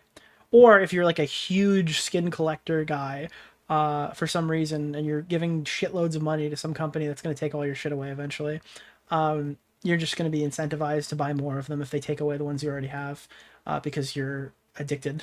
Pirate Software then goes on to talk. That's me with Master Chief. Yeah, I'm sure there are people who are like, I've never spent money on Fortnite. I got it for free. I've spent hundreds of hours of playing it. I have all the battle passes. I use the battle pass to buy the battle pass. But I like Luke Skywalker, so I'm gonna buy the Luke Skywalker skin. Ooh, they put out a new Luke Skywalker skin. He's in Hoth. Okay, I'm gonna buy that one too. But I'm not gonna buy anything else. And then imagine 3 years from now, they just took away your Luke Skywalker skin, and then they offered you an Anakin Skywalker skin. It's in the game, obviously, but they're like, hey, check out this new Anakin Skywalker skin. You're like, well, I used to have this cool Star Wars skin. Maybe I'll fucking... Listen, I've been playing for years. I'll throw a couple more bucks your way. I think that's predatory. I do. About like the business practice of misleading consumers into thinking that what they're buying is a product as opposed to a license to a product, which is a totally separate thing. And then he criticizes Stop Killing Games for not being specific about that thing that he is bringing up, as opposed to what Stop Killing Games is talking about. So he's using that against them for some reason. And then Ross goes into like the license talk. Our problem is not with license. And also, simultaneously, new games with these skins are not like old games. Like, Halo Master Chief Collection came out, and they gave you everything. They unlocked the entire fucking game for you. They made different things that you can get now on top of that, but for the most part, most of the content that you could have gotten in Halo 4, a game that had, like, skin DLC, too, right? Not a ton of it, but definitely did have it. It's all unlocked by default. Every pre-order bonus you missed, every piece of content Halo Wars Definitive Edition has like the legendary shit. It also has the pre-order bonuses on the game. The minute you buy it, it has everything there. They're never going to create a version of Call of Duty Modern Warfare 2 or Call of Duty Modern Warfare 3. I'm talking about the new ones that unlock every skin, including all the fucking Squid Game shit, including all of the like. There's never going to be an Ultimate Edition where you could play as every character. It's never going to happen. So when this stuff is gone, it's lost completely. Licenses failing to inform people. Blizzard says they can take away your purchase for no reason. That sounds pretty clear to me. Yeah, it's extremely shitty. Our problem is those terms are so hostile to consumers and the medium that they should be taken off the table entirely. This needs regulation. Forget video games. If you look at basic commerce for hundreds of years, when you paid money, you either got to keep what you paid for, or if it was a service, you were told when your access ends. Yeah, I miss the days where I could go into GameStop and buy a game that's fully fledged. And if they want people to spend more money, because I believe this is why DLC existed, I saw a good video on this recently. If people buy the game used, you offer like 2 or 3 map pack DLCs, and then people will give you basically the price of the game to own the extended pieces of content that you made post-launch. That was like a really cool system. Hey, I bought this new Halo game. It has theater at launch. It's got a fully fledged Forge mode. It's got 19 maps to start with, so there's a bunch of shit to do here. It's got a full campaign. Games used to feel complete. Now every new game feels broken. Every few game feels like a slight derivative of the older one. Every new game is like hyper made with like hyper competitive fucking esports in mind, and there's not a lot of like fun wonky shit like Dragon Ball Fighter Z, Dragon Ball Xenoverse that comes, not Xenoverse either. What's the new one? Sparkling Zero. Not a lot of games are built like Sparkling Zero. A lot of games are built like COD, which is kind of annoying. I wish when they were just fucking, like, the game had to be finished before it went out of this fucking shop, dude. Holy fuck, I missed that. Like, dude, unfinished games, like notoriously Halo 2, is a significantly more finished game than some of the more polished ones that come out in 2025. It's a really bad time for gaming, and I think it's been really bad for a while. Vast majority of online-only games do neither of those. He's exactly right. That is a huge problem. Now, Pirate Software is correct here about these companies that will mislead consumers through this fraudulent advertising on what you're actually buying, because in a lot of cases, you don't own any of the shit that you are buying. It is pretty... But I mean, they should have to disclose that as well. That's like a different thing. Pretty much a rental. You get a permission slip to access the content. That is an issue, and not making it abundantly clear to consumers that that is what you are buying is a problem, and so too is the actual agreements, as Ross demonstrates with Blizzard, where it says they can just completely terminate it for no reason at all. It really does go against the basic idea of commerce entirely. Video games are in a like, is there any good justified reason that he's going to make why it's cool if they take it out of your game wallet? Like, if Xbox came and stripped the license from my account and I could just never play a title again, is there any justified reason why I can't have the loading screen on my fucking game? Totally different ball game when it comes to that, because half the time you don't realize that you're just buying an admission ticket to a game. You're not actually buying the game. You also don't know how long that's going to last. Again, to go back to Concord, that shit lasted less than a fucking, you know... Dude, Concord is now known for its physical controller rather than its actual gameplay. It's just fucking... unironically, like a sick design. It's a shame the game sucked. Rainstorm, basically. Like, there is just so many problems. So I don't know why Pirate Software would be so harsh on Stop Killing Games for not addressing specific things that he himself is bringing up or making up in regards to it. It just doesn't compute. It really is a video that did significant damage to an actually positive initiative that aimed to help consumers in the video game space. All based on his complete misrepresentation of it, which was a complete mess. If you try to tell me that every studio needs to run their live service game indefinitely or not want to run one at all, then no one's going to run them. Oh no! He wheeled out that line about publishers having to support the game for... Yeah, I mean, that's kind of what I said. It's like, oh no, that's awful. You're saying that less companies will make these, like, money-hungry, like, unfinished slop games if they intend to support for years and then pull away from you? That's terrible. I can't believe they'd be forced to have contingency plans that might affect the sales of a future game. Oh no. Forever. He was literally watching the video earlier where it says it won't do that in big... That's even funnier. Big letters. That wasn't enough.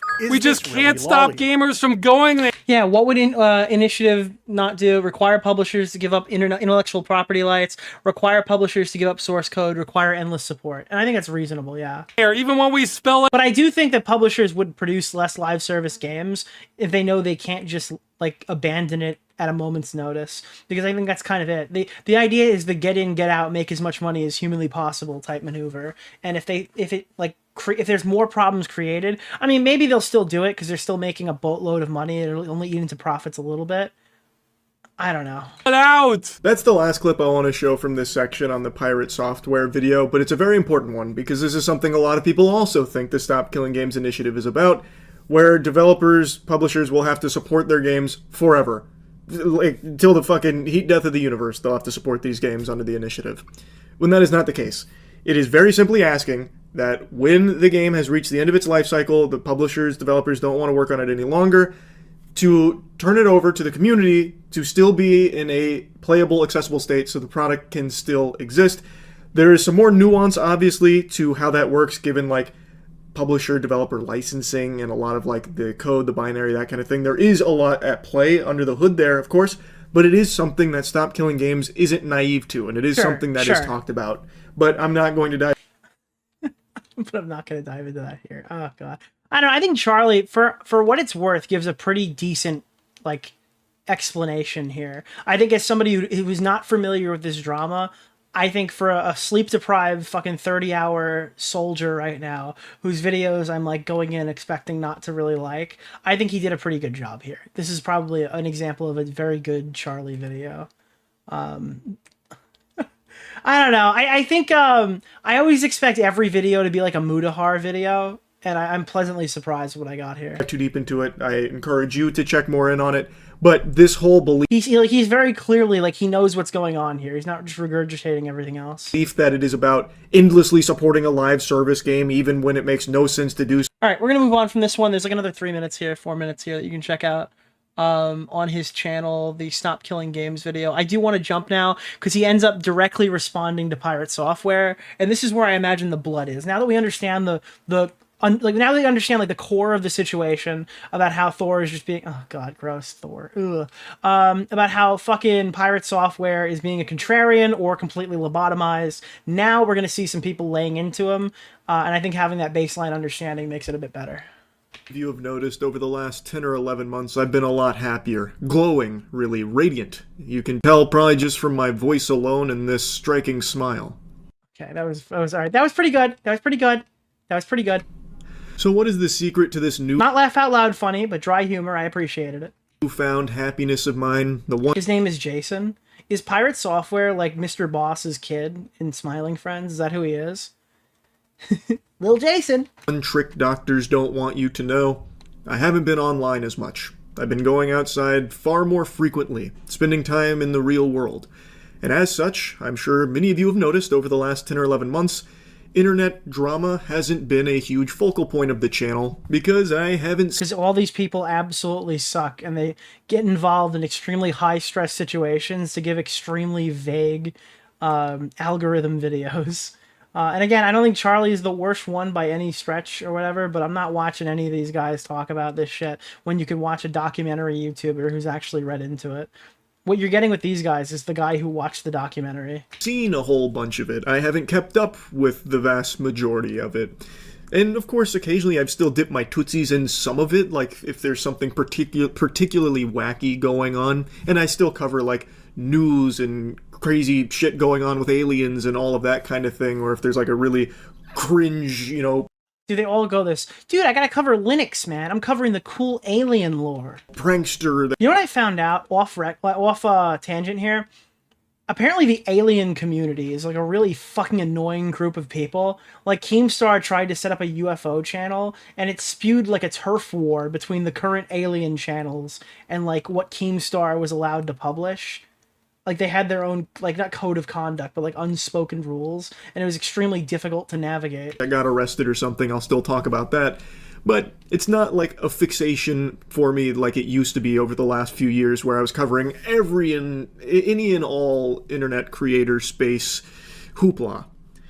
Hoopla! Sounds like a lot of... And I want to keep it that way. I'm having a lot more fun not doing that. That being said, there is something that has unfolded here that's like the John Wick killing the dog moment that's bringing me back. Just very This is my John Wick killing the dog moment. That's... Alright, there is something to like from Charlie. What an unhinged fucking statement. Holy shit, dude. I'm thinking I'm back! Rarely. And it's pirate software. Yesterday I talked about Stop Killing Games. And there's no way to talk about Stop Killing Games without also mentioning pirate software because of the profound... He just comes in, he's like, this is my John Wick entrance. This pirate software guy is so fucking stupid, this is hardly even a risk for me to cover. ...effect he has had on that initiative in its demise. I say demise, but it's not actually fully cooked, but it has been on life support, and pirate software did play a big role in that because of 2 videos he made, as well as a stream, shitting all over it. And that's not even doing it justice. He was full-blown tooting on this. He was shitting on it with some fart on top. And yeah, he was coming out here, he was saying extremely uneducated talking points about the situation he refused to get more information on. And when he did get more information on it, it was very clear that he had absolutely zero intention of treating it with any level of charitability. He went in with the answers already decided for him from previous arguments, and he looked for... He kind of Dan Saltman'd it. He looked for a reason to be mad about something when there's like... He read into it specifically to try to find the answer he was looking for and embarrassed himself. A lot of what he was saying about Stop Killing Games wasn't accurate. It was a misrepresentation of the initiative. And the guy behind it, the guy spearheading it, Ross, finally set the record straight on a lot of the misconceptions that pirate software helped to put out there and kind of exacerbate these thought processes that just weren't accurate for what the initiative was actually aiming to do. He finally set the record straight. And I, of course, wanted to talk about it as someone who does actually care about it. Now, as I've said, I've been a little more off the grid. I bought a fucking farm. Work backwards from conclusion. I mean, it's an extremely common thing online. Work backwards from conclusion, yeah. I've fallen victim to that mentality before. I am not the perfect YouTuber. I've absolutely went, oh, fuck, I need to figure this thing out. I went back and tried to like, oh, okay, I think we're good, or whatever. That definitely has happened before. The idea is to try to like acknowledge that it's happening and reel yourself back in, because YouTube can obviously be a high stress situation. So I've been, living off the... Taylor Lorenz, the problem is when that's your bread and butter, is establishing like, I need to get to X conclusion, let me find the proper clips to play in a certain way so I can prove that this is the case. Lord's land especially if it's not founded on anything. Recently, and I've missed a lot of the internet happenings. So pirate software's previous anime arcs of drama, like with World of Warcraft, and the one after that, and the one after that, and the one after that, and the one after that. Lolcow in lots of drama. We will learn about it in the next episode. It's also this one if you're watching live. I didn't pay a whole lot of attention to. I only got little tiddlywinks, little morsels of lore about it in a few clips, so I never really even understood what was going on there. So Pirate Software's response to everything that happened yesterday really caught me by surprise. That was a subversion of my expectations. I think that Pirate Software got like fucking hyped, dude, when he got in this drama. He went from Pirate Software to Pirate Hardware, if you know what I'm talking about, dude. Then he got pretty excited to get all this attention, dude. Bigger than Game of Thrones Season 8. Yeah, Hutcher, I did. I think it's really hilarious to me that that entire community is so butt mad at me for putting out a video 10 months ago about their stuff. He got a raging clue. Yeah, dude. He figured it out. And then not being refuted, and now it's my fault that everything is going wrong for them. It appears it hasn't gone wrong either. It seems like it's going pretty well for them. It just seems like you were a detracting voice that was creating a extreme negativity around an extremely simple, maybe not simple, maybe that's not the right word, but like a relatively harmless movement. And if it isn't harmless, you've done an extremely bad job explaining why it's harmful that people can, I guess, jive with. Cannot believe his ego. His ego is so out of control, I feel like he's only a week or two away from exclusively referring to himself in third person, like Stone Cold. Dude, the Thor has decided. Fucking Steve Austin. And that's the truth, because Pirate Software said so. No, it wouldn't be Pirate Software, Charlie. That's where you're wrong. It's like, this is the truth because Thor sent it, or something like that. That would be it, yeah. Thor has come in here and decided that you're wrong. Some shit like that. It's crazy how he was refuted. He just ignored those who pointed it out. Well, yeah, I mean, that's literal. Like when Vosh says bad faith, it's code for like, this person is criticizing me and I don't like it. When people say that Pirate Software is bad faith, that's actually the true nature of the word. Like definitionally, right? You could find this guy's face in the definition in a dictionary if people still own those. Responded. The smugness is nails on a chalkboard. It just makes you feel icky listening to it. And he goes on that same talking point multiple times in the clip about how like, oh, I guess I'm fully to blame. I guess because I made those videos 10 months ago, it's my fault entirely that this whole thing crashed and burned. Yep. Oh boy. Well, that's context I didn't realize. So he was a negative Nancy 10 months ago, and then it spiraled into drama now. I mean, ultimately, it did end up working out for the Stop Killing Games people. Time to play a sad song. So I did learn something new from the Charlie video. Thank you. On the world's smallest violin for the Stop Killing Games movement, all because Big Bad Pirate Software took it all down by himself. Like, it's crazy. Yeah, he's been an asshole. Yeah, I have no idea why you dedicated so much time to this just to look like a fucking idiot. No one's saying that. Like, there is no one out there that is saying it is entirely Pirate Software's fault that Stop Killing Games hasn't been more successful in its endeavors. But there's irrefutable evidence that you had a detrimental effect, a majorly damaging effect on Stop Killing Games because of your misinformation. Wait, was Stop Killing Games on like its last legs when this happened? I didn't get that at all.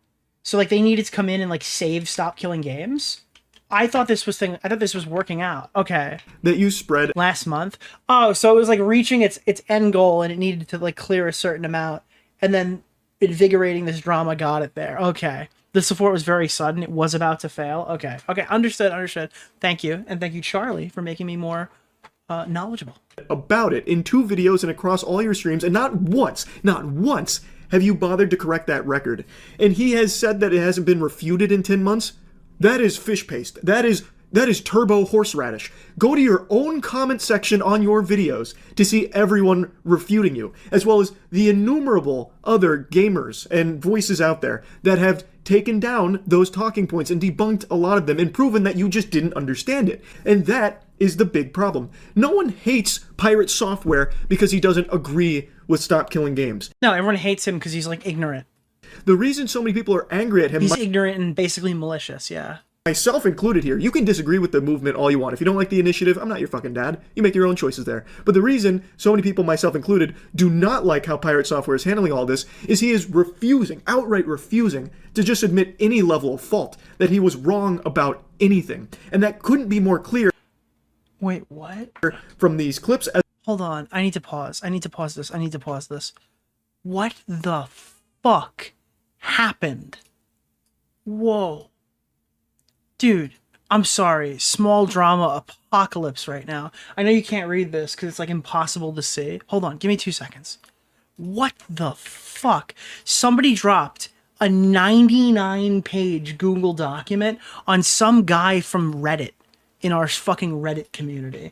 What the fuck is this? Critiquing Glisset. What the fuck is this? A comprehensive analysis of data presented and their history in the commentary. This is a Redditor. This person has no followers. This is hard, like basically not even a content creator. June 7th, 2025. Due to a personal motivation, Glisset has attempted to leverage drama community YouTuber Willie Mac Show into presenting a botched analysis of whether reactions are harmful to the original video, with numerous perplexing oversights. Glisset's method is Who wrote this? Wait. Who wrote this? Who wrote this? No. No. No, no, no, no, no, no, no, no, no, no, no, no, no, no, no, no, no, no, no.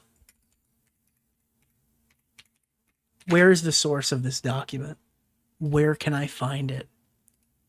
It's not going to be here. There's no way. Hold on. Hold on. Hold on. Hold on. Hold on. Oh my god. Oh my god. Oh my god. Oh my god. Oh my god. Oh my god. Oh my god. Oh my god. Oh my god. Oh my god. Ah, it's in Dark Viper's video. Oh my god, bro. There's no way. There's no fucking way. There's actually no fucking way that Dark Viper just dropped a 95-page manifesto on a fucking Redditor. I thought this was a community thing. I thought this happened locally. That's no way. No fucking way, dude. Hold on, wait. So, this is the document. June 7th, 2025. Here's the appendix. This has a fucking abstract. That's a research paper. Oh my god, no. This was like a 2-minute segment in Willie's video, right? Oh no, maybe he dropped the document associate. I don't remember. It's such a long time ago. Intended audience, context, and... Oh, it's clickable.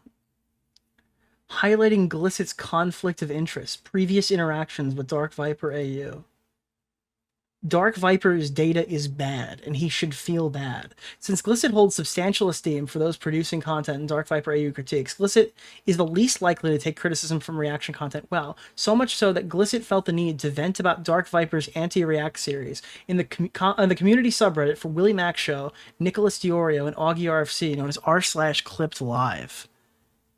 Figure 72. Glisset appears to have consumed Dark Viper's video through coverage of Augie. The purpose for this post is to jot down Glisset's thoughts as to why he believes Dark Viper's main anti-react video is bad, being pushed to his wit's end hearing people parrot Dark Viper's arguments. To summarize, Glisset's main critique of Dark Viper AU's work were figures presented within the chapter "Is the reactee at least better off?" which Dark Viper... Oh no. Oh god. Wait. 74, plus a handful of other commentary influencers such as Turkey Tom and, at the time, Boblacks. There's... Oh my god. Oh my god, this guy's insane. This guy's actually fucking crazy. This is an insane document. This is an insane experience in leveraging other drama YouTube. Glisset is an expert on whatever topic he wishes to speak on. Drama influencers are not above picking fights and starting beefs. What is this? This video is made possible by you. So this is a John Swan video. The sponsor of the video is a PC building company which failed to handle community backlash due to unprofessional behavior, ultimately firing. That was I forgot who that was.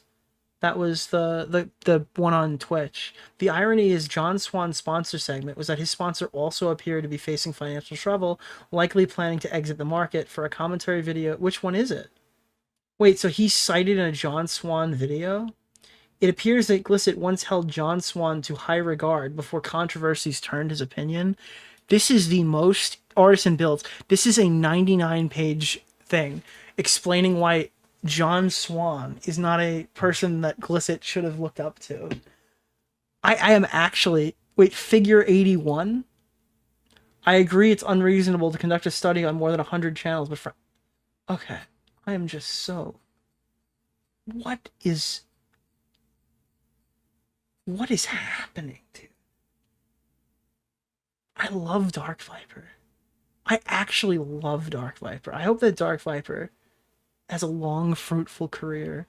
This is like a never-ending... This is the infinite money glitch. Dude, I can just not react to, but like I can just talk about all the crazy shit Dark Viper does all the time. Not that Dark Viper is an explicitly lucrative subject for me. It's more of a passion project, but fuck me, this is amazing. This is amazing, dude. What the... Conclusion. Dark Viper AU is successful in striking a video Glisset felt every right had to exist, left him vexed. He would either have to accept that he spent a significant amount of his life ignorantly wrong about React content, or double down against a malicious and abusive creator exercising his legal rights. I will never forget talking to Carl Jobst about this, where he said that, like, fucking Dark Viper was explicitly a copyright abuser, and then he became friends with him later. It's insane to me. Glisset has spent literally years arguing with anyone who claims reaction content is harmful. He will sidestep, ignore, and otherwise raise his own standard when presented counter-arguments. He's not above obscuring his own motivation. That's insane, dude.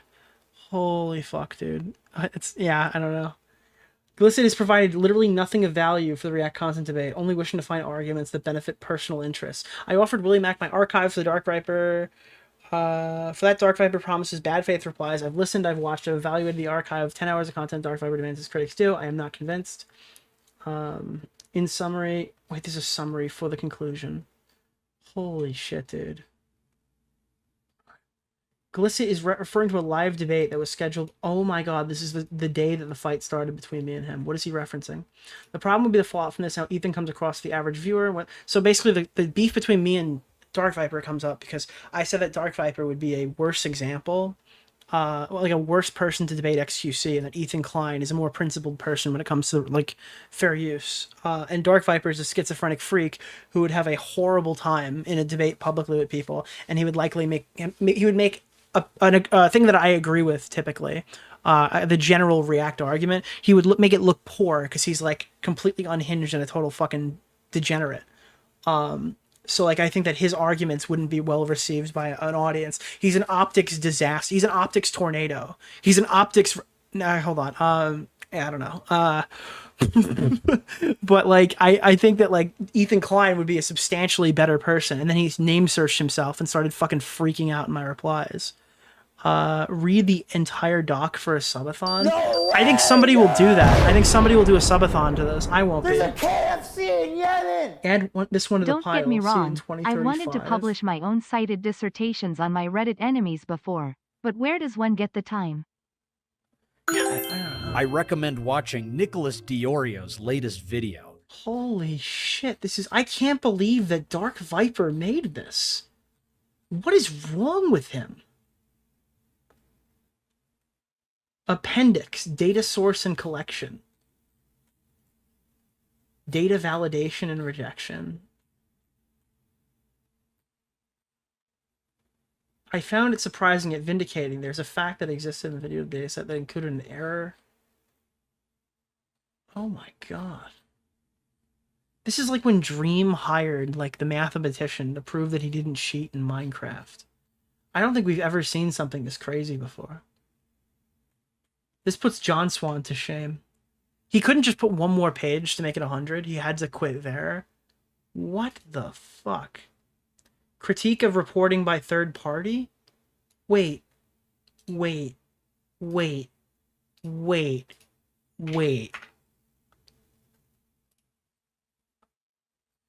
this is only 3 pages. A summary, AI summary of the report. Essay author says it's 99% accurate with ChatGPT. Okay, he had it peer reviewed. Okay. Okay. This has got to be a topic for a future stream. It just has to be. It just has to be a topic for a future stream. I don't know what I'm supposed to do with that information. I don't know how. I don't know what way we would cover it. I don't know the safe way to read the document. I think that if you do a subathon and read it, he'd probably strike you, right? I don't know how to navigate this. There's a Google document. There's another. Oh my god. Oh my god, dude. What the fuck, dude? No one is safe? I have no idea what's... This is, like, insane. He was the person that Willie Mack showed, I guess, sourced, right?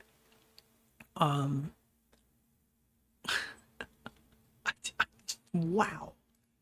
Sorry to, like, pull the wool over your eyes here. I am legitimately shocked of what I just saw. Holy shit, dude. Control F and start segments around that, maybe? Oh my god. How did I not hear about this? Yeah, this apparently has existed since June. We're only seeing this a month later. This is like a thing that's existed. Alright, anyway, keep going. As well as his tweets that he's made. It's actually his tweets that really sent me off the fucking rails here, off my gourd. So now this is new stuff. Alright, Pirate Software. So I put out 2 videos disagreeing with your initiative 10 months ago and haven't talked about it since. Now your initiative has failed and you're blaming me for 33 minutes of an hour-long video covering. Nicholas, the goat. Thank you. Appreciate that. Mike, if you're still watching this, I hope you see this. That's right, I am giving Nichols money SND, nor you. I hope you learn from this. I hope you scream at yourself in the mirror. I hope you understand I am doing this to help you. Base, thank you. Since you're so set up on cutting up my responses into pieces, trying to make it unhinged, I'm going to drop my videos here to show the actual context. There's a massive Nicholas, pinned FAQ on the first video you can read through for my reasoning. To quote back to you, if you're going to hate me, at least hate me for what I'm actually saying. The only engagement that I've seen is level-headed, and it's been from Louis Rossman. His video breaks down what I disliked and tried to meet in the middle with a conversation that made sense. As such, I engaged with him on that video as screenshotted below. I'm fine with talking to people who are level-headed about this and can have a conversation, but to be real, dude, every time you've been involved, your orbiters turn shit toxic instantly. And it sets me off. Your community is fucking rabid, and it's shit to deal with for anyone on the other side of your argument. Why do you think I haven't talked about this shit in 10 months? What do you think we auto-mute anyone bringing it up in chat? Because it's been rage-baited and shit-flinging the entire time. Your own Reddit had people openly talking about causing drama in our community to stir up more support. I still disagree with your movement for all the reasons I stated, but that's unlikely to change, and at this point I'm more than fine with that. Stay frosty. Jesus Christ. Start with this little nugget here that he deleted from last night. So he tweeted directly at Ross, the guy behind Stop Killing. And it's funny because you would expect this to be at Charlie, right? Who the fuck is this Ross guy? Apparently this Ross guy is like a massive fucking influencer, dude. And you know what else is massive? Okay, got it. Games, talking about how he made those videos 10 months ago, and since then, his community's been nothing but hateful. A scourge. A fucking tyrannid threat that he must destroy. Your community is fucking rabid, and it's shit to deal with for anyone on the other side of the argument. Why do you think I haven't talked about this shit in 10 months? Why do you think we auto-mute anyone bringing it up in chat? Because it's been rage bait and shit-flinging the entire time. And just goes on about, like, how he is the victim of Ross's toxic, terrible community, which is hilariously hypocritical coming from Pirate Software, when in his videos and his streams, he makes it very clear and is very rude about how much he dislikes not only Ross, but the movement. And it's not like he's being very professional and polite about it, you know, buttoned up. Listen to it. So this was my first encounter of him. Here we go. Let's hear this shit. Oh shit, now this is actually really dumb. It's used car salesman garbage. This is shit.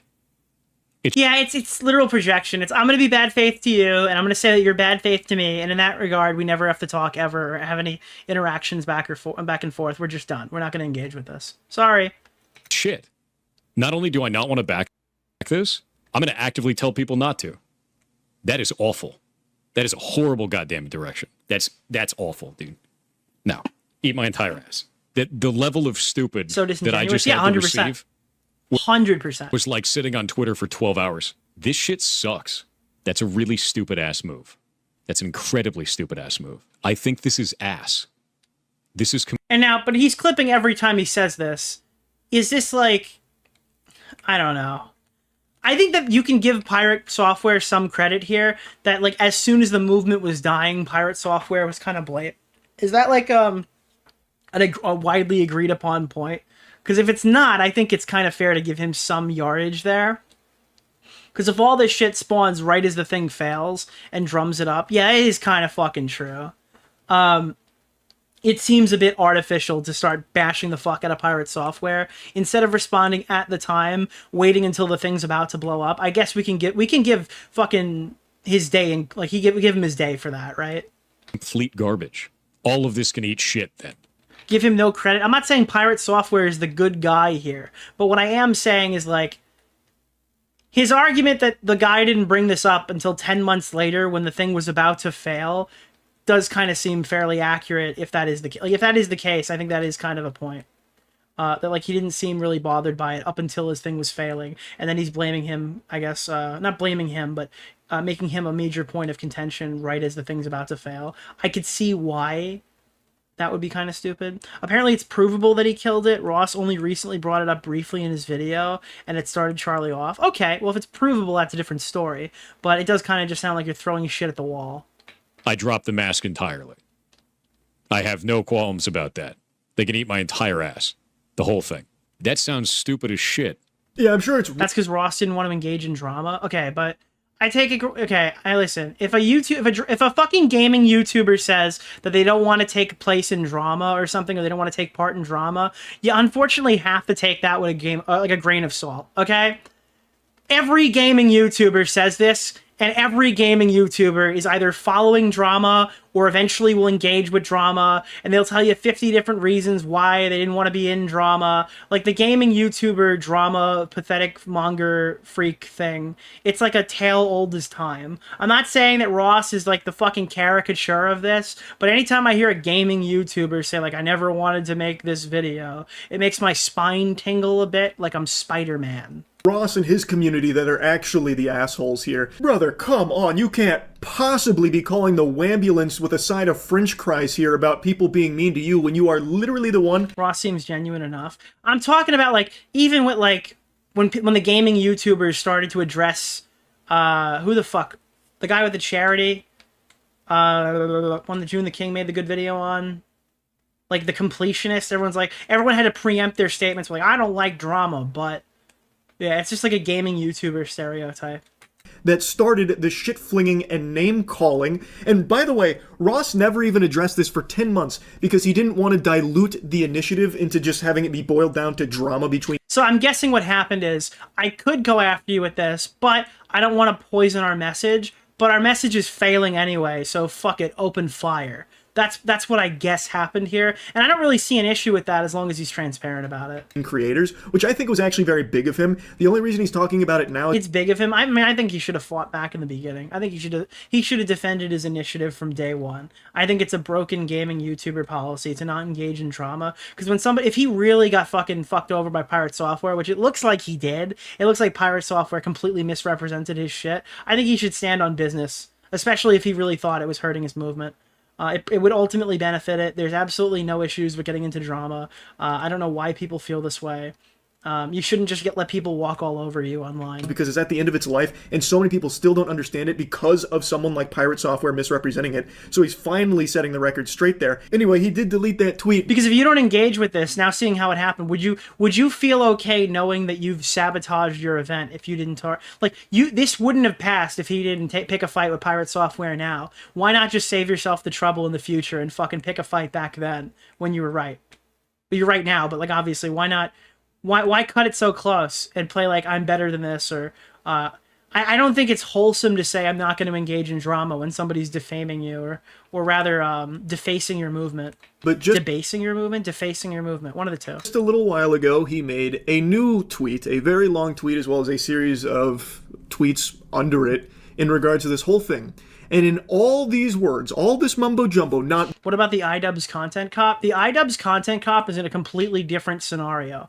Ian should have shut the fuck up because he had his own charity event that was at risk, that was largely funded in opinions expressed by Harley Morenstein through Ethan Klein's H3H3 fan base. So he would be sabotaging his own charity event and damaging relations with fighters that are currently fighting for him on the card if he moves forward. Simultaneously, when he goes and does this.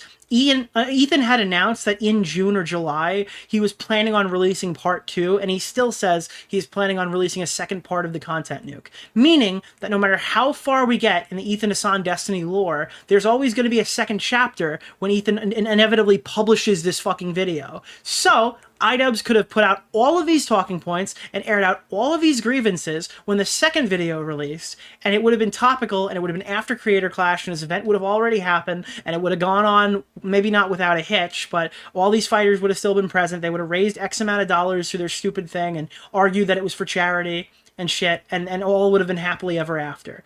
Ian's issue was going too hard on it when he had tons of shit to lose. I don't think that Stop Killing Games would be endangered by Ross getting up here and saying Pirate Software is literally slandering everything he's working for and his movement. And you don't have to do it maliciously. You don't have to go super hard. You could say, here's the issues with Pirate Software's video. I disagree here, here, here, and here. That was not what I was setting out to do. And you could do it in a way that's not going to create, like, it doesn't have to be a way that's like vitriolic ad hominem flinging.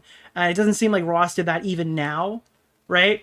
So there are like ways that it can be done that wouldn't necessarily harm any of the movement moving forward. Once does he say he was wrong about anything. In fact, he just continues to double down, even proudly stating he is doubling down. Wow, how incredibly noble, doubling down on things you are provably, blatantly wrong about. We don't need to hit the Jumbotron for the replay on yesterday's video going over so many of the things that he was incorrect about in regards to the initiative, but the point is, that is an issue that I really thought that he would address. Be like, hey, yeah, I did get this part wrong. He did that 10 months ago, then I apologize. I apologize. My understanding, and that's specifically coming off of what Pirate Software says, is that he didn't really address it 10 months ago. He only addressed it when the event was failing.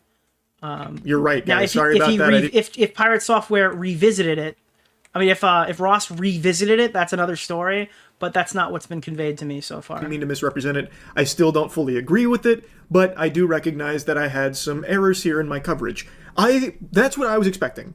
That is not what we got. And it prompted me to reach out directly to him, to talk to him, to see, like, why isn't he acknowledging that? Is there a reason? Like, what is going on there? So I did. Imagine listening to Pirate Software say, all right, but this is like the super raped perspective of like, we can't engage with the bad person at all sides cuck behavior that I literally want to like fucking excommunicado this shit from the fucking community. I would like to like kill this and make it dead. I'm so sick. Imagine listening to Pirate Software. It's like, unfortunately, Pirate Software can be right about something. If Pirate Software said that Hitler was bad, would you say imagine using Pirate Software as your reference point? Like, I'm sorry, like, unfortunately, we can't just assume that every single thing and every aspect of someone's life and every single argument that they make because this person is disingenuous is always a lie. He made it very clear he was not very happy with my coverage of Stop Killing Games, which is fine. I mean, again, it's literally how you get to the point where Hassan Piker, every single thing he does, for any possible reason in any capacity is wrong, because we've henceforth decided it be so, and we will not look at the context. I don't know, dude. I'm sick and tired of that. I think that's totally fine. I'm not going to leak DMs or really go in depth. I don't know, this is a bad take. Well, I mean, your side's cucked. Your side's cucked if you can't engage with anything else that somebody has to say. There's no problem with asking a question, finding out, correcting your situation, and saying, hey, this is not accurate, da-da-da-da. Assuming somebody is wrong because you don't like them is literally just, like, cancerous for any sort of actual argumentation or any sort of actual, like, I don't know. I understand the audience has absolutely no responsibility to, I guess, showing the truth because they can't be held accountable in any capacity. But as like a YouTuber, you can't just assume that the bad man said bad thing. On our private conversation, but the point of me reaching out to him was to talk about his refusal to acknowledge that he did maybe unintentionally misrepresent Stop Killing Games. And it led to a just shy of 2 hours, like, circular argument that ultimately got us. Like, if you disagree with my argument, you're just admitting you're compromised. If you can't listen to the person that you don't like and listen to what they have to say and then break it down as you get more information, then you're just admitting I'm compromised. I have absolutely nothing of value to say in any capacity, and I'm okay with that. Where he was more focused on his qualms with Stop Killing Games. Problem? Well, not if you're a random chatter, but if you're a content creator, yeah, that's a big problem. It's a huge problem. Really liked to challenge me to prove him wrong about some of his hang-ups with it. And when I would mention, like, the behavior aspect, like, hey, you did misrepresent it, and I'd give him a timestamp. He'd then instead say how I'm wrong for thinking that he misrepresented it. We got nowhere. So I want to just publicly say this again. There are plenty of things you can disagree with when it comes to this. And again, thank you. Again, I really appreciate Charlie's coverage on this. I think it's been really good so far. But like, the issue with doing any retrospective content, if the audience is more informed than I am, is that they'll constantly tell me, no, watch this video. No, watch that video. And it's like, it's why I don't really jump into stories this late. It's why I was reluctant to cover Pirate Software really at all. Because like the chat knows it so well that you're like a piece of shit if you don't talk about it in the exact way that they've requested you talk about it. Or it's like, well, you wouldn't know this if you listened to us. It's like, I don't know who the fuck you are. You know what I mean? I'm just experiencing this like any casual viewer would for the first time. That's really the draw. The draw is you can learn about the story with me or find out cool, quirky things about it in an extremely low effort story. Because I mean, at the time I'm seeing this shit's already done, right? Like this has already happened. Stop Killing Games already won. Pirate Software posts like a new Lolcow statement every single day, right? Stop Killing Games initiative. I'll put links to it if you want to learn more about it, and you can form your own opinions on it if you want to support it, if you don't like it. Yeah, so I mean, I recommend watching this. I think that's probably, I don't know. Yeah, Charlie kind of ripped him a new asshole here, which was good. I think that, I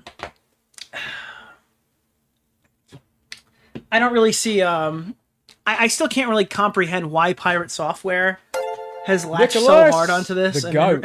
Thank you for the $5, my man. Continues to just kick and scream while this is going. All right, for this last thing right here, so Pirate Software has since responded to the initiative reaching the 1 million signatures. Nicholas DeOrio. I'm going to be honest with you. I hope that your initiative gets everything you asked for, but nothing you wanted, and I'll leave it there. And then, unfortunately, Yeet didn't play the clip. Let me see if I can find this for you real quick. But that was what was said. So like, he's a mad crybaby that he's literally contributed indirectly to help this thing pass. Assessment of Pirate Software's coding history. Christ almighty. Pirate Software crying out, stop destroying video game Pirate Software. Missing. Stop destroying video games Pirate Software apology. Pirate Software Discord collaborated. This is a new one. I didn't pull this up for what's going to be eventually tomorrow's coverage because we're at 1 in the morning now, and I don't really see a reason to not tomorrow, but like probably Monday's coverage. Because we're probably going to do part 2 to the stream next stream because we're way too deep right now, and it's already 1 a.m. Where is it? If we have Dr. K queued up for the next stream. I am no longer working at Off-Brand Games. People were attacking all of the games we were publishing to try a mass review bomb. You can dislike the things I say. This is unhinged. Learned a lot there, accomplished a lot, hope they succeed. Stop Killing Games is a good initiative, but a few bad actors review bombed and harassed the developers that we supported Off-Brand Games. I appreciate Thor stepping down for the betterment of the devs and their game. So Ludwig works with... Wait, is Ludwig from Off-Brand Games? Dude, Ludwig is really associated with every fucking stupid thing that ever happens. Is that... Oh my god, it is Ludwig. Why is Ludwig always in the center of every pathetic controversy? Like, we haven't covered it on the channel, basically because it's associated with the Smash community, and I fucking hate the Smash community, so I have absolutely no intention of covering the Mango drama, like in a segment or something. I don't want to attract those people to my fucking streams. But, the Ludwig thing is crazy. Like with that, he's just like, I guess it looked like, at least to me, he was almost I don't know how much I want to say, you know, it's I don't know, he had a really weird interaction with that whole Mango thing, and I think people are justifiably mad at him, if that makes sense. Ludwig is a huge loser. Ludwig is just always on the wrong side of every single drama besides cucked theory. Like, no matter what happens, Ludwig will come in and give a take that, like, is a good metric point.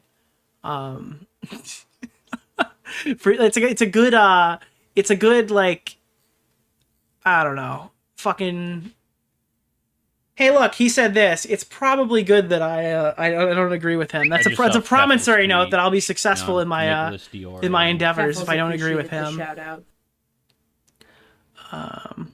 Yeah. All right.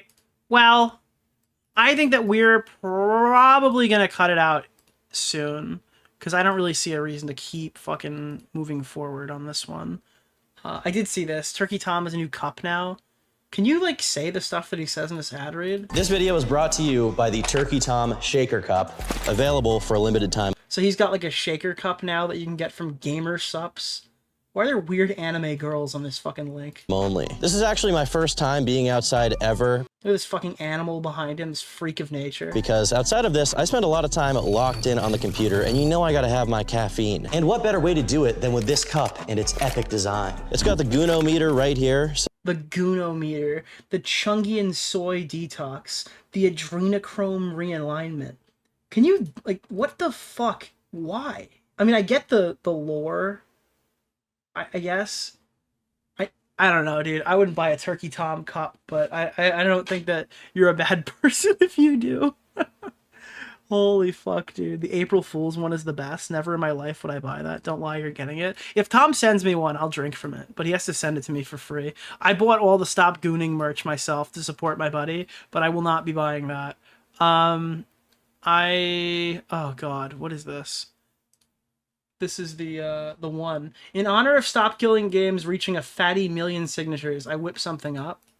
Hi, I'm Ross. I've been working on a campaign to stop the destruction of video games. It's shit. And this is all preventable. Not only do I not want to back this, I'm going to actively tell people not to. It's just a terrible practice for everyone involved. That is awful. This I mean, this is what it feels like. Just after watching this for 2 hours of my life, this feels like a really good fucking 2-minute summary to explain. Not even 41 seconds. You can get my whole 2-hour stream in off this guy's Twitter. would not require publishers to give up any of their intellectual property rights. That's awful. No, eat my entire ass. The level of stupid. That's crazy. Yeah, I think based off of the little information I have, I think I find myself currently thinking that theory that I saw where he's like, you know, he's like a bit biased here because he's working on his own live service title. I could see that being the case. I could totally see that being like a contributing factor to why he is the way that he is.